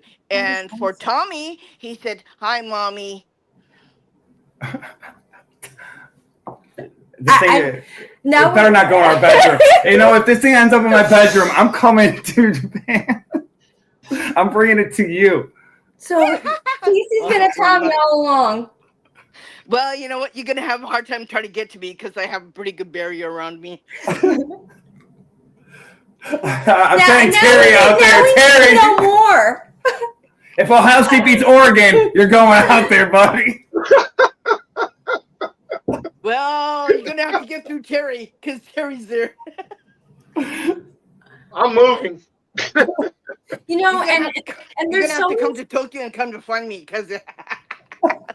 You know, and back to what we were saying about skeptics, there's so many skeptics out there, and moments like this, you just can't fake. You can't fake something like that, and moments like this is where you wish you could take these skeptics and just put them in a room and go, these are things that happen. These are things that really occur. You knew nothing about us. You knew, just your simple sense of clairvoyancy was able to bring that out. We're two separate countries. You know nothing about us. And I don't know you. You don't know me. I've never met you. I've never talked to you. I've never met him. I don't talk to him. And here we go. Here we are, right? And if we were to retell this story, somebody'd say, no, you had to have pre-known her. You had to have pre-had this conversation. This had to have all been staged. Well, no, that can't be because we're streaming live, so it's in live time. So and you can't make this stuff up. You can't make this stuff up. I hope her mom's watching this now. I hope her mom's in there watching it. Yeah, she'd be freaking out with that one. Be a story for the morning. So who's the other guy beside her? That's what makes a live show good, because you can't make this stuff up, right? I was gonna say you can't make this shit up, but yeah, it's the same thing. But you can't. You can't. And for me, I just dropped on. I just dropped in. I go, ooh, I've forgotten. And you know, and I'm here and I'm saying, okay, that. And Well, you know, you just busted yourself. You just said you forgot. Hey, I think she redeemed herself with the doll thing, though. We're canceling the rest out for that redemption. Oh, and I see a grandpa in some of you. You have a grandpa near you that loves you very much, who passed away a little while ago. That would be my dad's grandpa. That would be dad's dad. Yeah. He did he like working out in the fields or something? He was a big fisherman. My grandpa was in the field. Your grandpa was in the country field, guy, yeah. He's wearing overalls. He's wearing overalls. That's Grandpa Clyde. Did he like to smoke stogies or I don't know? Your Grandpa Clyde. Grandpa Clyde did, yeah. Yeah, he was a stogie smoker. He's been gone for probably 10 years, 11 years now. Yeah, years. well, you see, I see him behind you. He was the quietest grandpa. Never really had. I mean, we talked here and there, but he was just a quiet guy. He just liked to sit in his chair. Well, he's there with you. That's awesome. Huh. See? Now you can't make this shit up either. I know that, right? And you guys agree? No, you can't. Oh my God. You can't. You've got him thinking now. Now you just got to drop a couple more bombs on him. No more bombs. I'm trying to go to bed tonight. I got to work in the morning. Hold up. Oh. And there's a woman who you liked a long time ago, I think, as a lady friend. I think she kind of like passed away from an illness or something. Yeah, it's resonating in me, and oh shit, I don't want to go there, but yeah. Now he's thinking, who the hell was that now, right? Put him in the doghouse. You get your kibble tonight, you know. If he's lucky. Oh Lord! Now you guys see why I take her on my investigations with me. You take her by the phone. You guys do everything through. Yeah, like live? Yeah, StreamYard or we do it through Messenger. Yeah. Is it your time? Is it daytime by you? It's morning. Yeah, it's 10:36 in the morning. Okay. So, that's nice. At least when you investigate, it's night here and daytime for her. Right. Yeah, it makes life interesting because the last one that we did was really cool. That was We You had guys a, went last night, right? You went last night? Or you guys did separate last night? no, we were together. Okay. so yeah, we did a really cool thing, and the spirit said they talked through the what was it, the REM pod, and that was really cool. Well, I call it the bong because it's anybody smokes marijuana and they got those giant sized bongs, and that thing is about 3 feet tall. Wow. And I call it the bong instead of the REM pod because Did you build it yourself? Huh? You build it yourself? No, I had someone build it for me. Okay. It's But pretty yeah, cool. it was really interesting. I had fun. I had fun. But stuff like that, I like talking to dead people, okay, because they're a lot more honest than the living. And it makes a great conversation piece. But when you look at me and go, oh, okay, she's weird. Now over in Japan, do they frown upon what you do? Yeah, I don't tell anybody what I do except for a few people because they'll look at me and go, okay, one of them. But yeah, One of the crazies. I try to keep it like I try to keep it really quiet because I don't want anybody else knowing what I do. Yeah. And if you find out, if you're on Facebook, you could get canned from your job if they find out what you do. So, and Wait, luckily I don't work. So, But so how yeah, old were you when you realized you had this? this gift. I was possessed twice. Okay. After the second possession, I said, you know what? I hear voices telling me that I should unalive myself. I said, no, I'm not doing that.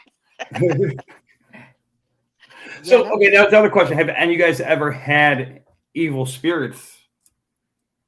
Really hard evil spirits? Yeah, like that followed you? yeah, And what do we you got do to rid of it. protect yourself? My kids. Yeah, we got rid of it. We got rid of it. We got rid of it. Yeah. It was the red devil. He had two swords in the back of his back. He he was nasty as shit, and he came after me. He came after my friend. He was in my friend's house. He came after he was in the original place was in the Appalachian Mountains, a house there. So but we that's a long story, me sure, yeah.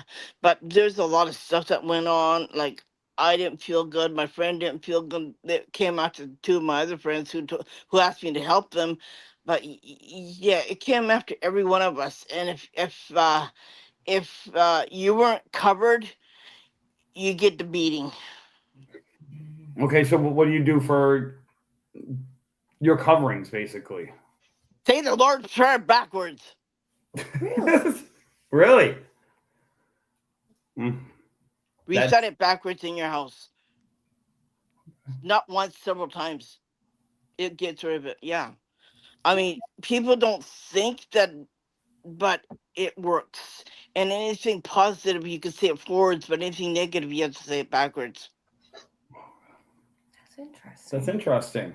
Yes, it So is. if Very. you come across something really bad, like bad energy, you could say it out loud backwards.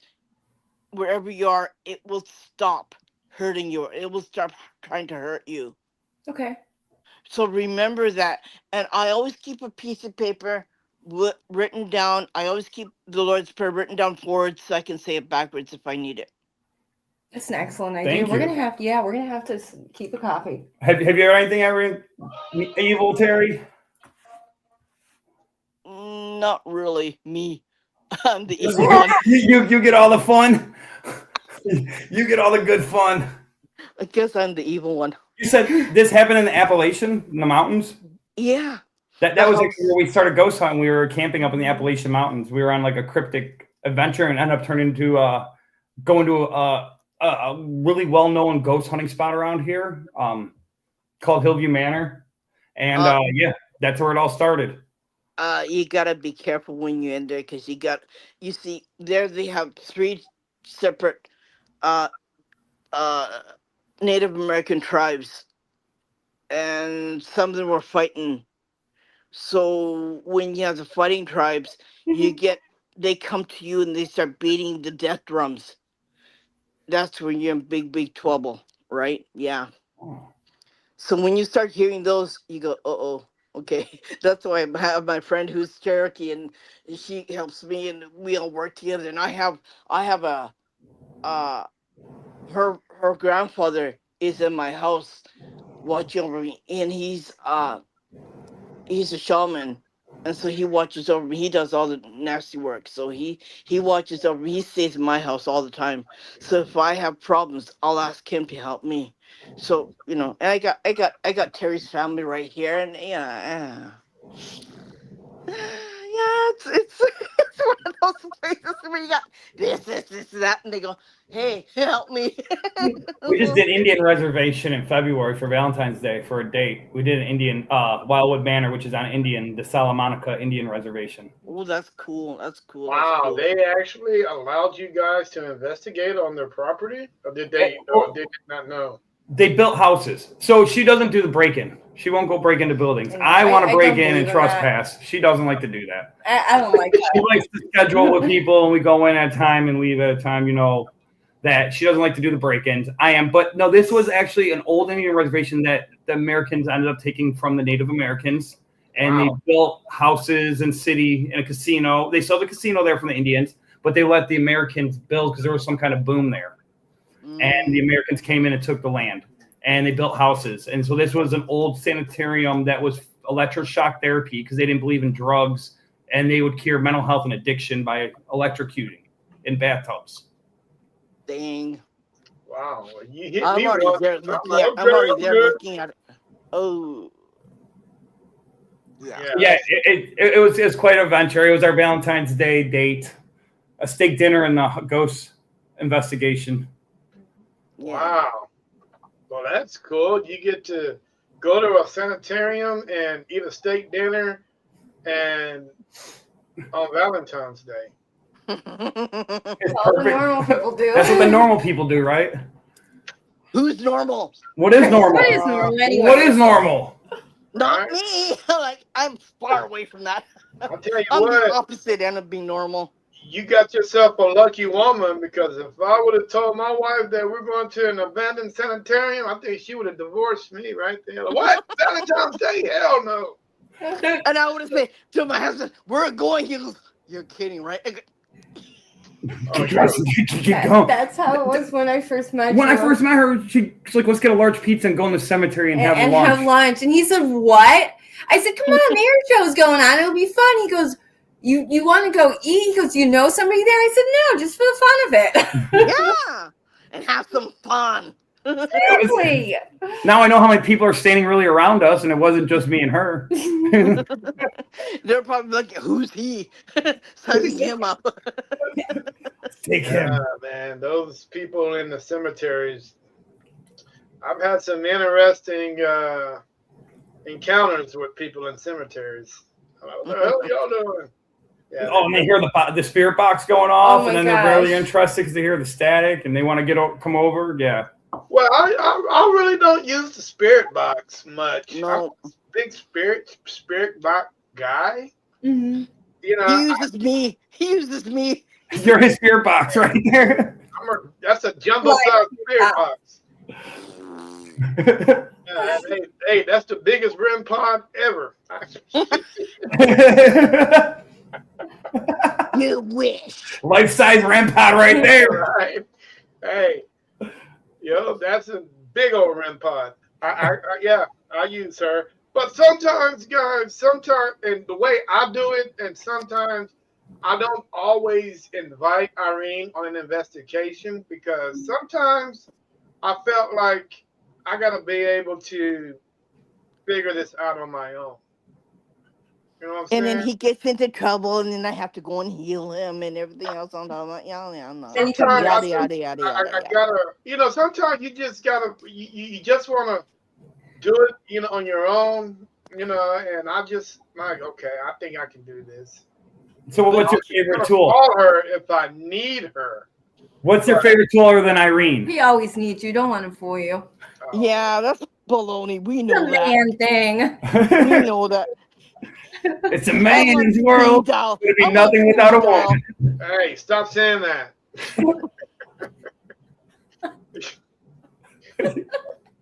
No, we don't want to give them a bigger complex than what they already have, do we? Not all heroes wear capes now. Remember that. Yeah. Exactly. I don't need a cape. I got my broomstick. I got my perms, and I'm. My cloak. We're good. Well, I think we got enough Spider-Mans in the world. We don't need any more. I ain't climbing no friggin' wall for you. See, you wouldn't go. You expect me to do it for you, but you wouldn't do it for me. What the hell? Depends on what's Right? chasing me. Depends on what's chasing me. I might climb the wall then. Just Right? I just got to be faster than the second person, right? That's it. But Terry, you already owe me a steak dinner times 3. You know that. Well, we'll figure it out. They all say. Just add 32nd of March, man. 32nd of March. Yeah. we will figure it out. I have no problem with that. I mean, if I owe you a steak, just make sure it's well done. Whatever you do. Oh! Medium rare. Medium rare. Yeah. Salt and You guys are pepper. We killing can't take him out. He's gonna embarrass us. That's it. Yeah. You guys are killing me on the steaks, man. Steaks are well done. There's no. We can agree with you with everything but the steaks. You lost us at the steaks. I feel like Okay, if I'm eating I'm a taking steak, you two out for dinner. We're gonna have Japanese Wagyu beef, A1, and we're gonna have fun. We're gonna make it medium rare. Oh yeah, we're gonna have a great time. Ooh. they make a sandwich out of a medium rare steak. You don't make a steak into a sandwich. It's made to be eaten. I like sandwiches. Oh, we'll make him a hoagie. I like that you said hoagie and not sub. Yes. Said hoagie. Hey Brian, how you doing tonight, sir? Appreciate you joining the show. Oh, that's Amanda. Yeah, Brian. Let me get Brian back. I said I'm coming. No, she said in. Amanda, you don't want to come. It's really expensive. Oh no, we'll take her. We get in too much trouble. We'd probably be kicked out of the steakhouse sooner rather than later. No, y'all will be kicked out of the steakhouse. Hey, I We eat stand my at a different steak. table. Hey, I like my steak like my potato. Well done. Ew. Ooh, yeah. Ooh. Nope. All the fixings, man, with all the fix. And I don't need no damn sauce with no Worcestershire sauce either. It must be some Texas thing, isn't It's it? gotta be Texas thing. It's got to be a Yeah. Texas thing. Yeah. It might be. Here. Texas is the king of steak, though. Come on. Yeah, we are the king of beef. We like. Oh, I forgot. Ducks don't have teeth to bite. Well, it's gotta be juicy, right? If it's well done, it ain't juicy. What? Oh man, you guys! I don't know what you guys are doing. I'm gonna have a long talk with each one of y'all about this whole steak situation. We're gonna have one-on-ones. Hey, It's an intervention. you know, damn right. Hey, we're gonna have therapy. We're gonna have it on Wednesdays. How the proper way of cooking and grilling a steak. I think there's a support group for people like this. Yeah, there is. Well done steak eaters. It's called Well Done Steak Eaters. Let's take a poll in the comments. What do you guys think? Is he all right? Beat paranormal. Right on, right? Yeah. You mean leather? Roof shingles, that's what they are. No, well done steaks are not leather. Yes, they are. They're He's enough gonna to die on hole this in your hill. wall, okay? No. I mean, do you guys eat ribs raw? Oh, that's not even the same thing, You though. guys Oh, it eat is pork the chops same raw? thing. But You Put can't them eat you know, pork ribs raw. cook really up in the fast. You know, steak. ribs cook really fast because you know when you put it in the heat, there's not much meat, so you know they cook really quick. Ribs, so you don't have to really cook them that long. But steak, you have to cook it just so Hey, sear hey, so that Brian. you get the crust on the right bottom and top, and you're done. Brian, if you agree with me, man, I'll DoorDash you a case of beer right now. I'll double that if you agree with us. He said medium already. Come on, And you you're know what? close And there, Brian. You're close. You said medium. Come on now. We just a couple more flips over. no, You can no, do no, this. no, no, no, no, no. Brian's right. Brian's right. Brian knows Medium. better. Yeah, I And think you see, got outranked on this one. Now, if someone said steak tartare, that would be worrisome. never even heard of it. It's Oh. like straight raw steak, no cooking at all. Although I did have to convert you. When I first met you, you used to like those leather steaks. I used to like leather steaks Oh my God, you had her convert you on steaks. and ghosts And ghosts. and Give it. aliens Hey, and just pull out your wallet and just hand me your man card right now. happy wife, happy life. All right. Yeah. Just pull out And your you know wallet what? and A hand me big your bottle of man sake card on right it. now.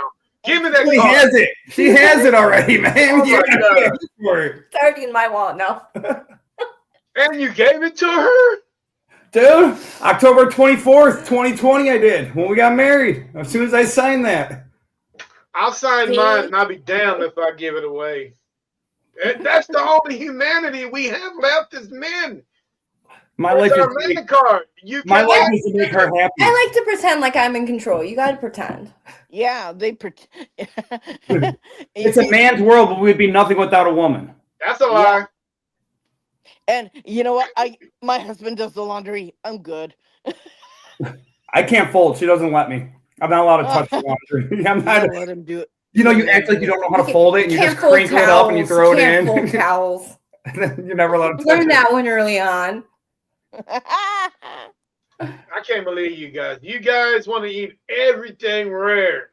Your ribs, Not your everything. steak, No, Not burgers everything. have to be cooked. your pork chops, you know, your pig's feet. You guys want to eat everything's real, everything raw. Your Not really. sandwiches, man. Hey, I like to flip my sandwiches on the grill like the old days, and flip it over a couple times, get some stripes on there. Perfect bologna sandwich. Ugh. Ugh.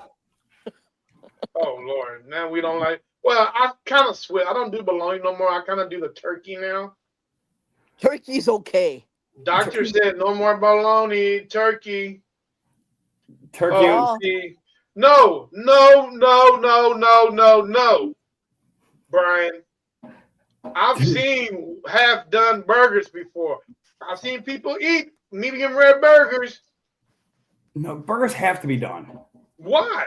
And you can't get the preformed ones, or else they don't cook all the way. You right. have to make up your own patties out of the beef. I've seen some half-done. I've seen people eat half-done burgers. Well, here you can get Maybe really maybe good it's just a Wagyu maybe it's just a burgers. Midwest thing. I don't know. You can get really good Wagyu beef burgers here, and they're really good. And they're really good medium rare. See, there you Hungry go. now. Medium rare burgers. No, I don't do that. What about Spam? You eat Spam? Nope, that's an introduced product. With all the tariffs, we can't get Spam. So I'm speechless. Didn't know he not just say spam. What the You like hell cheese is that? Spam? No. Well, when I was a kid, I used to. Dude, Gotta fry it. spam is a northern meal. We're in the South. I don't eat spam. nope. It was big when we were kids, but as an adult, it's something I cannot stomach. I don't know why. It even smells hinky when you open it up. And that texture. What the hell is pancakey?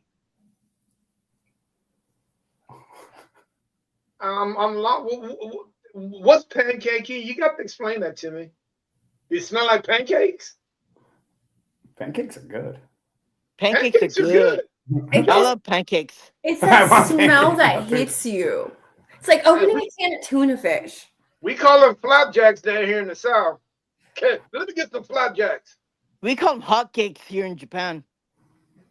Hotcakes, hotcakes are what they're on menus here. Yeah. Just like we say pop. Mm-hmm. We say Not soda soda. water. Can I get some soda water down here? I say soda too, but she says pop. Well, that's a northern thing. We say cider is soda. That's a Cider. pop. I Can I like get a pop? cider's fancy. You Ooh. see, Pop. our things come from European, so a lot of European countries made what we use today. So when Europe came to Japan, they made European wieners. They made certain types of cakes are from Europe. Holland cake, Hollander cake is Castella cake, and there's a lot of European food here. So if you like European food, you love Japan. How did we go from paranormal to the Food Network? Because she said I like to eat. Face. She said, You talked about steak. That's why, Terry. No, you brought it up. she said I like to eat. I didn't say shit like that. You did. You know what? Y'all know how I feel about steak. Irene, you know how I feel about steaks. What was that? I got a boogie. Well, boogie. I go grocery shopping, so I'll see you guys. Get a good steak. Give a good I steak. am. Pleasure meeting Good you. to talk to you. Give me a steak. Well, you know what? Guess, look me up. I'm What? here. Oh, so well. We were gonna be Stay talking. out of trouble. Ah, Bye. shush. See ya. Email me later. Nah, I don't. I forgot that other. She is so funny, isn't she? She's such a trip. Love her. Dude, that knocked me off my seat, Yeah. dude. That was awesome. Awesome stuff. What she told you about. Everything. Everything. Everything. You can't make that kind of stuff up, and those are just the real life moments. It's so awesome to be a part of, and you kind of just wish you could share those with just all the non-believers, honestly. Yeah. Dude, she hit it right on the head. Like that was just mind blowing. Dude, I need to tell y'all how I met her. Now, this is even shocking. So 3 years ago, my wife passed away.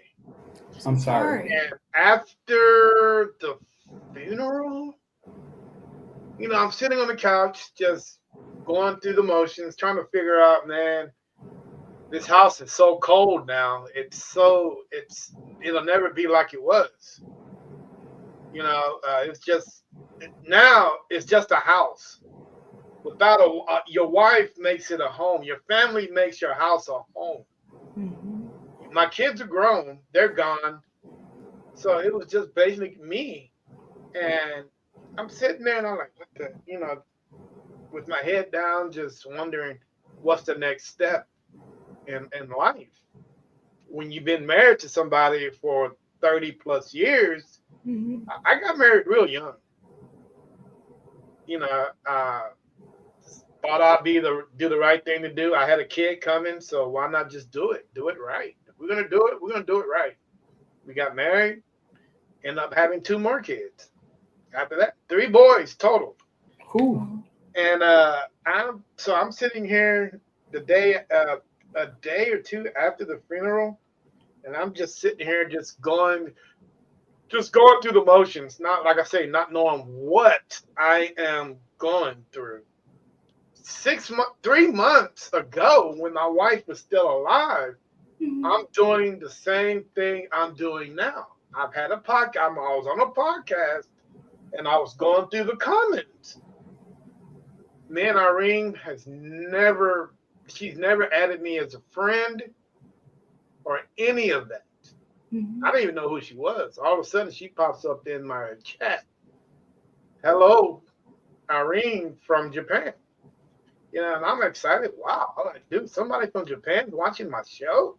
That is so damn cool. Awesome feet. Yeah. So I like, hey, how you doing? Blah, blah, blah. And after that, it went cold turkey. Dead. Silent. I didn't know what she did. We weren't friends. of no sort. Mm-hmm. So, like I say, I'm sitting on the couch and I get a beep on the phone through Mm-hmm. Messenger. And it was her. And she was like, "Oh man, I'm sorry what you're going through, blah, blah, blah. But if you need help with anything, just let me know." I just thought she was one of those people that just like to, you know, people that's grieving, just pick on people that's grieving, and I text back, I say, "What can you help me with?" And she said, "Well, I can help you settle things with your wife." And I'm like, "Huh?" So, long story short, she's like, "Send me a picture." So she sent me a picture. I sent her a picture, and I had a session with her. Then she was telling me what she does and how she do it, and all the the basics I need to know. Yeah. And she was like, "Are you ready?" And I'm like, "Yeah, yeah, I'm ready. Let's see what's going on." Because you always want to throw that could, sometimes you just don't believe in certain things. Mm-hmm. So I'm sitting there and I had to throw a monkey wrench in there. I'm like, well, uh, this, and I had to ask specific questions, see if, she's not messing with my head. So come to find out that every question that I asked, it was replied back. I'm like, damn, I mean, I don't know this lady from Adam, but she's telling me stuff that no one should know except except for my wife. Mm-hmm. And she's like, well, she's in a good place, she's always with you, blah, blah, blah, blah, blah, blah, blah, blah, blah. And big argument broke out Mm-hmm. between me, my wife, because it's weird. You really don't know someone on who they really are until they pass away. Then you find Mm-hmm. out everything about this person. You And always I say found that. out some things that was going on that I wasn't really too happy about. So uh Irene contacted her. I mean, she's there. We talked about it, and I'm like, and I just blew up on him. I just blew up. My wife was crying. She's crying. She was going into every little details of the what she was feeling and what she was going through. And Mm-hmm. she's like, no, no, no, no, no. It's just going through all that and crying and stuff. And I'm like, no, I'm not. No, you can't tell me one thing when I'm seeing things from myself, from my perspective. You know what I'm saying? Uh, Mm-hmm. I'm not going to accept that. And she was like, well, you this and that. So I finally, and at that stage, and I think she was going through a process Mm-hmm. where she went through a process, and before being transitioning over to whatever it is that spirits do or people do that. So we had to cross. She wasn't crossed over, so Irene had to cross her over. Mm-hmm. So we ain't crossed over. But in between that time, guys, I kid you the hell not. In that time of the argument, it was not just me or Irene was the moderator, but there were other spirits that were, how can I say, arguing also among us. Mm-hmm. At one point in time, Irene said a real dominant spirit came in and just told everybody to stop. It just told everybody to stop. Mm-hmm. And it come to find out, it was my great great great grandfather. Not my grandfather. This is my grandfather from several generations back. So she painted a picture. He painted Mm-hmm. a picture to Irene on what he did. You know, of course, he was a slave in Louisiana, Mhm. and but he was so dominant when he came in, everything just shut down, Yeah. and so we had to get that whole situation taken care of, you know, and ever since he didn't trust Irene because people in them days Mhm. they believed in certain things, but you know, there's certain things that were kept to themselves, you Mhm. know.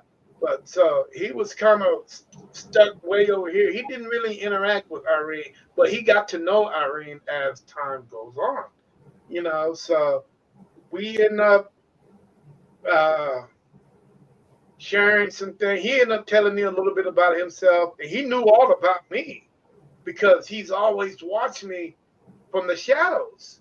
Yeah. He's and it was so weird about it. My three boys, for some reason, my wife did not name any of our kids. I named every one of them. Mhm. And I asked myself, where did I, because these names just popped up, and I'm like, where did these names come from? And he said, these are the names of my children. Yeah. Pretty interesting, ain't it? That's really full. That's so cool to come full circle like that. That Yeah, is that is cool. Hey, Torres, how you doing today? And yeah, so with that being said, I kind of had to, because Irene she's an advocate for the dead. She's not an advocate for the living Mhm. because the living has a voice. The dead doesn't have a voice. Oh, it's a voice, but we can't hear. So it was just one of those things where I just had to come to terms with certain things that was going on Mhm. in my life. And I'm like, because at some point in time, guys, I was going to shut this whole podcast down. I wasn't going to podcast no more. I wasn't going to investigate no more. I wasn't going to do anything. Well, so glad you didn't, for sure. We Yeah, appreciate. so I'm like, what the hell, dude? Irene convinced me. She's like, Terry, you cannot stop life because of a tragedy.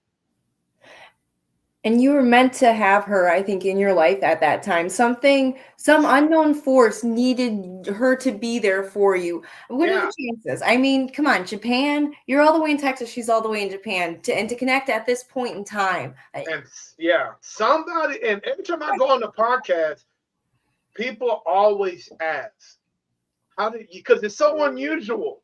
How did you two meet? How did you two meet? And I have to tell that story. You know what I'm saying? Yeah, it's pretty late. What, are you guys Central Time or Eastern? We're Eastern time. Oh, it's 10 o'clock over there. It's past y'all bedtime. Getting old now. Yeah. But anyway, yeah. we So, gotta you save our know, energy for the weekends to stay yeah. up and investigate. And I'm not saying that she helped me with my grief, but I'm just saying that she helped me manage my Mhm. grief. You know, because when I should be out investigating, no, I'll take it back. When I'm at home, I'm grieving. When I'm out investigating, I'm not as grieving as much. Mhm. So there is a line right there. You know, even though I would never stop thinking, you know, I can't you know, when I'm away from the house and from all of this, my mind sometimes go into do other things. But when I come here and the house is cold again, even Mhm. though it's 110 degrees outside, but you know what I mean about the warmth Yeah. of another one. So yeah, so that's how we met. I mean, it's weird. It seemed like it was just meant to be It really was. on how that whole situation shook itself out. She knows my kids. I know her kids. I know her husband. I'm going there in October. Have you And guys met in person, or will that be your first time getting to meet in person? yes, first time. Oh, that's awesome. That is so cool. First time. That'd be a great I, experience for you. yeah. What else? Yeah, but dude, we took so many because when I'm in the living room and I'm on a video chat with her, she'll tell me to stop and take a picture. I'll stop and just take a picture like this. Dude, I've seen some of the great. If I can figure out how to send you guys some pictures on some of the things I've seen in my house, and it's just my grandpa and my wife sitting together over there by the fireplace, just staring. And I always ask to describe them what you see, because sometimes I got other psychic mediums that come in my house because we were friends like that, and they say, "Don't you see a woman, a very beautiful woman standing over there, and a tall man?" And I'm like, "Really?" My grandpa was about 6'5". My wife was a very beautiful woman. That's how I know. I'm like, okay, yeah, yeah. Just don't go in the bedroom. You're good, because she feels some type of way whenever time somebody goes in the bedroom. That's how it is. One more story, and I'm gonna get you guys out of here. I had a friend of mine that was going on hard times. She just had a baby. She's from Tennessee. No, that little booger. Yeah, he's a terrible 3 right now. That's the fun age. He's 3, and she came upon hard times. She didn't have any lights or anything in her house, and she called me up, and she's like, "Hey, Terry, can I come cook me and my son some dinner at your house?" And I said, "Yeah, sure." I didn't think nothing of it. Yeah. I didn't tell. It's no reason for me to tell anybody because it's really nothing. So she comes down. She takes off these. Must have been a nut. Do you guys eat Hormel chili? We make homemade everything in our house. Yeah, she was eating Hormel. She cooked up Hormel chili and nachos. So I'm sitting there, and she asked me, "Hey, can you show me where the pots are?" Okay, the pots are up under the sink. But I went in there and I showed her, and I'm looking like this. You know how sometimes you bend down and you look up to grab something? I'm looking, the lights are flickering. And I'm like, oh shit. I kind of got nervous because I know how my wife's very protective.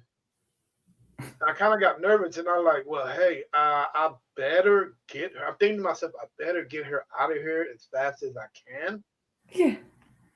So she ended up cooking dinner for her and her kids, and she wanted to eat it here, but I said no, and I made a lie. Hey, I gotta run. So, oh, can I stay here? Oh, hell no! You cannot stay in my house. That is not happening. You come back, all your drawers are open, everything's scattered all around. Yeah, fucking paranormal warfare going on. Yeah. Oh, love you guys at Offbeat. Thank you so much. Thanks, guys. And so, and I didn't tell anybody about this, guys. So, I can say almost three weeks later, I'm talking to Irene, just like I'm talking to you guys. And my wife was there, and the whole moderated thing, and I was messing with her. I said, "Don't you be up in heaven flirting with nobody. I would know." And to shut me down, you know what she said? What she said? This is a word, and you know what? This is a word that I don't think Irene ever know, because I don't think it's in the Asian culture to even say this word. And she said, "Huh?" I remember her look. She said, "Huh?" Then looked up. Yeah. And she's like, "Oh, I got a message from your wife." She said she don't want no more fucking hoochies in her house.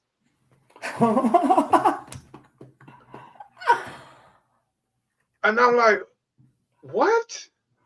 She said, "Yeah, she doesn't want any more fucking hoochies in her house, in her kitchen." Dude, who used hoochie? I don't know any Asian women, especially at Irene's age, that would use that word. No, that's and not your wife terminology. would. Your wife would say something like that, huh? My wife would. You knew where that one came from. You knew exactly where that came from. I knew exactly where that came from. And I'm like, it was such a shocker that, what fuck. So now I gotta watch out every little thing that I do, every little thing that I say, because I know that she's here walking, She's watching you. watching. And you know what? My cat plays around. Milo, shut the hell up. And I know that someone is chasing him around the apartment. And it's her. Mm-hmm. Because Milo goes on a rampage every time around 4 o'clock in the morning. Yeah. But if you told a normal person that, they'd go, oh, it's just a cat going crazy. It's just what cats do. They're nocturnal. Nah, boy, my cat is odd. But you know that's not the truth. No, I know it's not. And you know, I can't tell you, one day I'm laying there and I'm in this deep sleep. And I know my wife's voice when I hear it. Mm-hmm. She comes up to my ear and says, "Jack." And I'm like, I'm asleep, but I want to say what? I want to say what? But I couldn't say what, and I heard it, and I wanted to wake up, but I was in such a deep sleep, I couldn't do neither one of them. Mm-hmm. And I woke up, and I was just like, "What the hell? But Where you are you? I hear you, but I don't see you. Where are you?" And I got no reply after that. Nothing. So they like to play little games with you, Mm-hmm. you know, and let you know that they're here.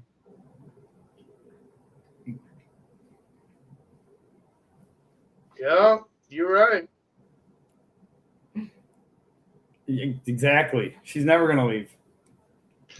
And you know what? And I told her, see, my wife loved to dance. Mm-hmm. And you know, she loved to dance, and I made a promise to her. I said, when it's my time to go, we're gonna dance the whole night away.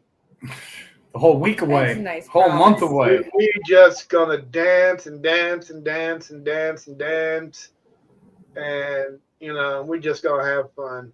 You can dance now with her. What are you talking about? Yeah, but Just I want shades. Close the shades. No one can see. Just dance around your living room, man. Well, no, see, but then little world in the streets is she's been sunbathing up there, so I have to get back her at that. You know, Irene told me she was sunbathing a couple times. I think Irene might have just been pulling your leg a little bit. I don't know, man. Spirits do some strange things. One thing about her, she would never lie to me about that. Mm-hmm. I think that my wife was a very interesting person. And she liked to do things sometimes that she did. And now I know she do things that she didn't do when she was afraid to do it in life. Mm-hmm. And sometimes I think that's how the spirit world works. Sometimes people would do things that are not longer here. They do things that they normally didn't do when they were alive. So now she's doing all the things that she's done. You know, she's hung out in the flowers. Hell, she damn sunbathed. She's getting all pretty for you. She waiting for you. Waiting on you. Hey, I told her she's in for a long night.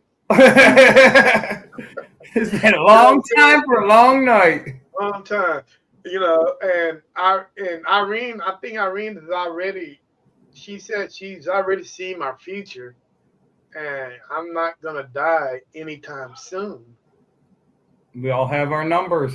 When it gets cold, it's time. Yeah, I mean, so I don't know. Irene on that one. I really would. She's always been good on some numbers. She's like, man, you're not gonna go anywhere for another 30 to 40 years. So I know I'll probably be in my 90s before I die.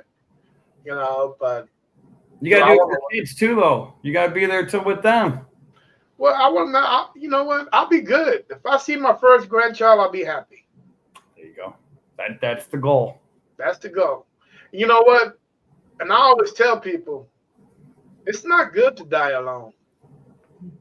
But when you got your family and your grandkids next to you on the side of the bed, that's the coolest thing in the world.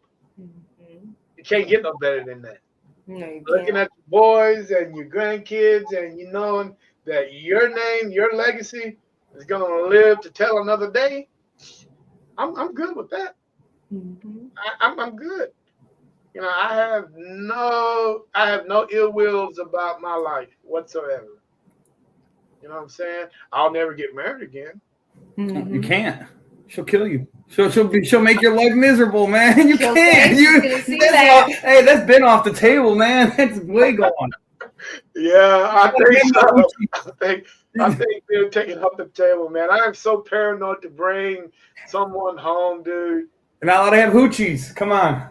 She'll know.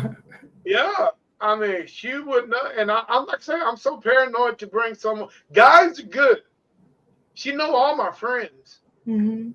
but the female aspect of it, it probably won't happen. You know, not only from that standpoint, because I would never settle for anything less Mhm. than what I've had. If I settle for something less, then I'm not meeting my expectations of what I want in a woman. Mhm. You know what I'm saying? Uh, so and there was no greater expectations than because she gave me a lot.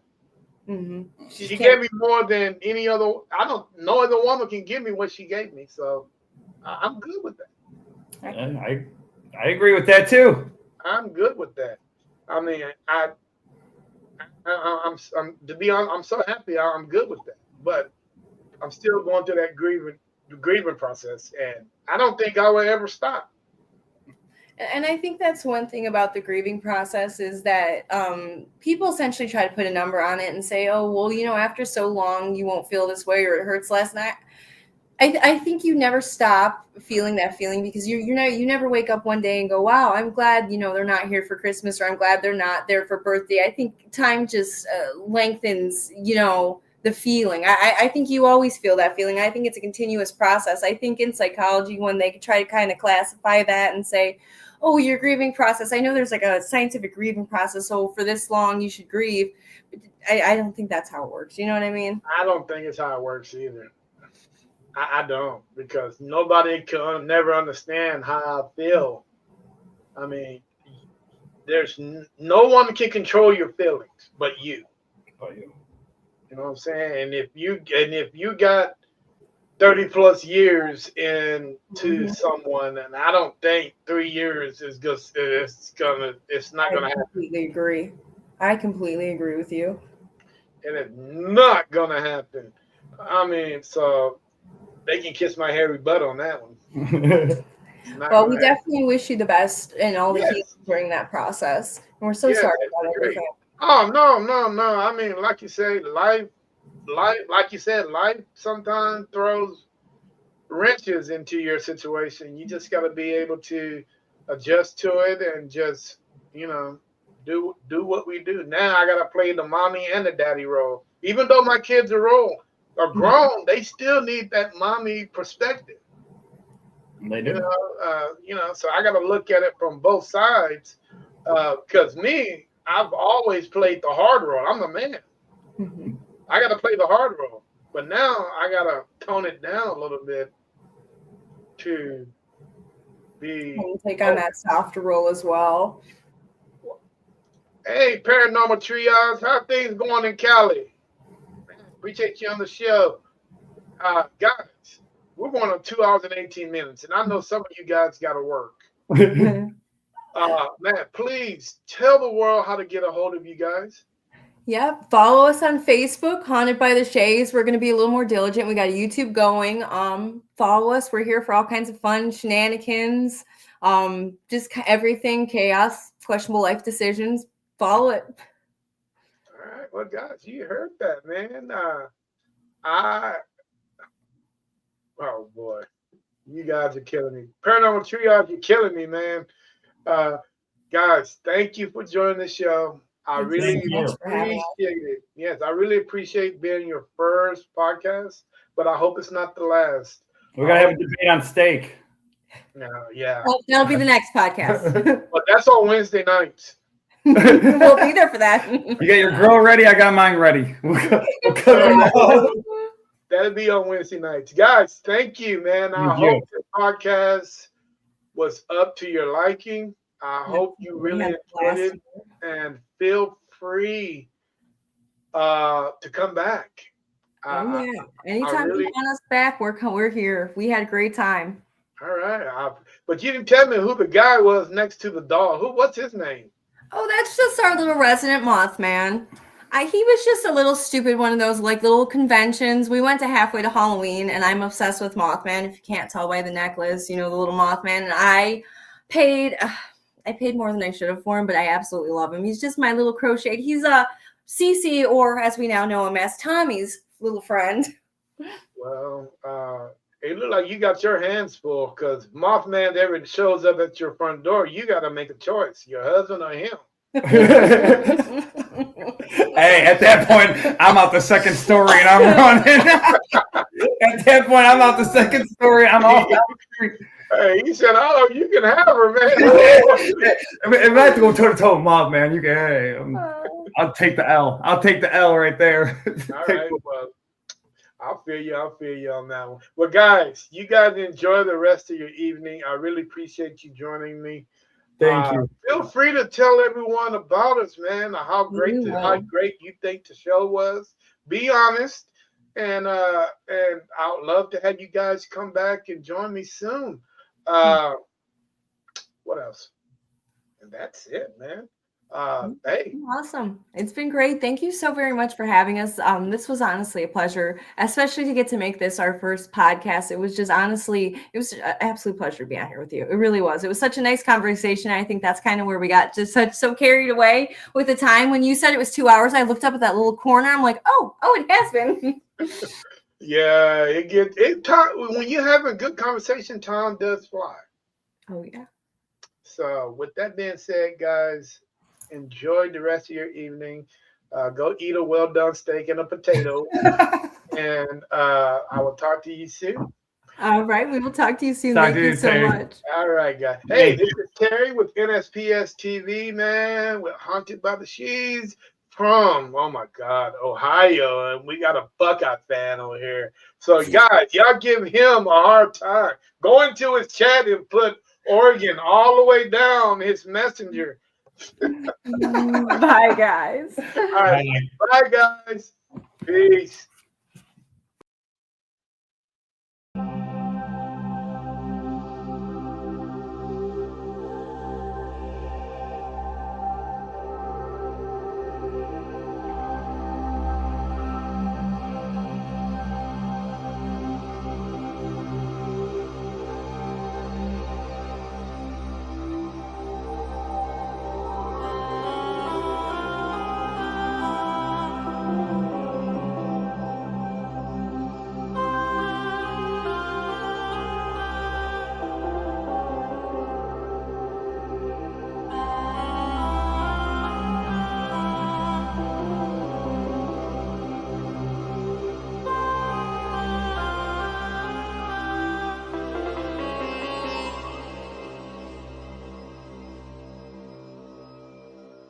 Anubis.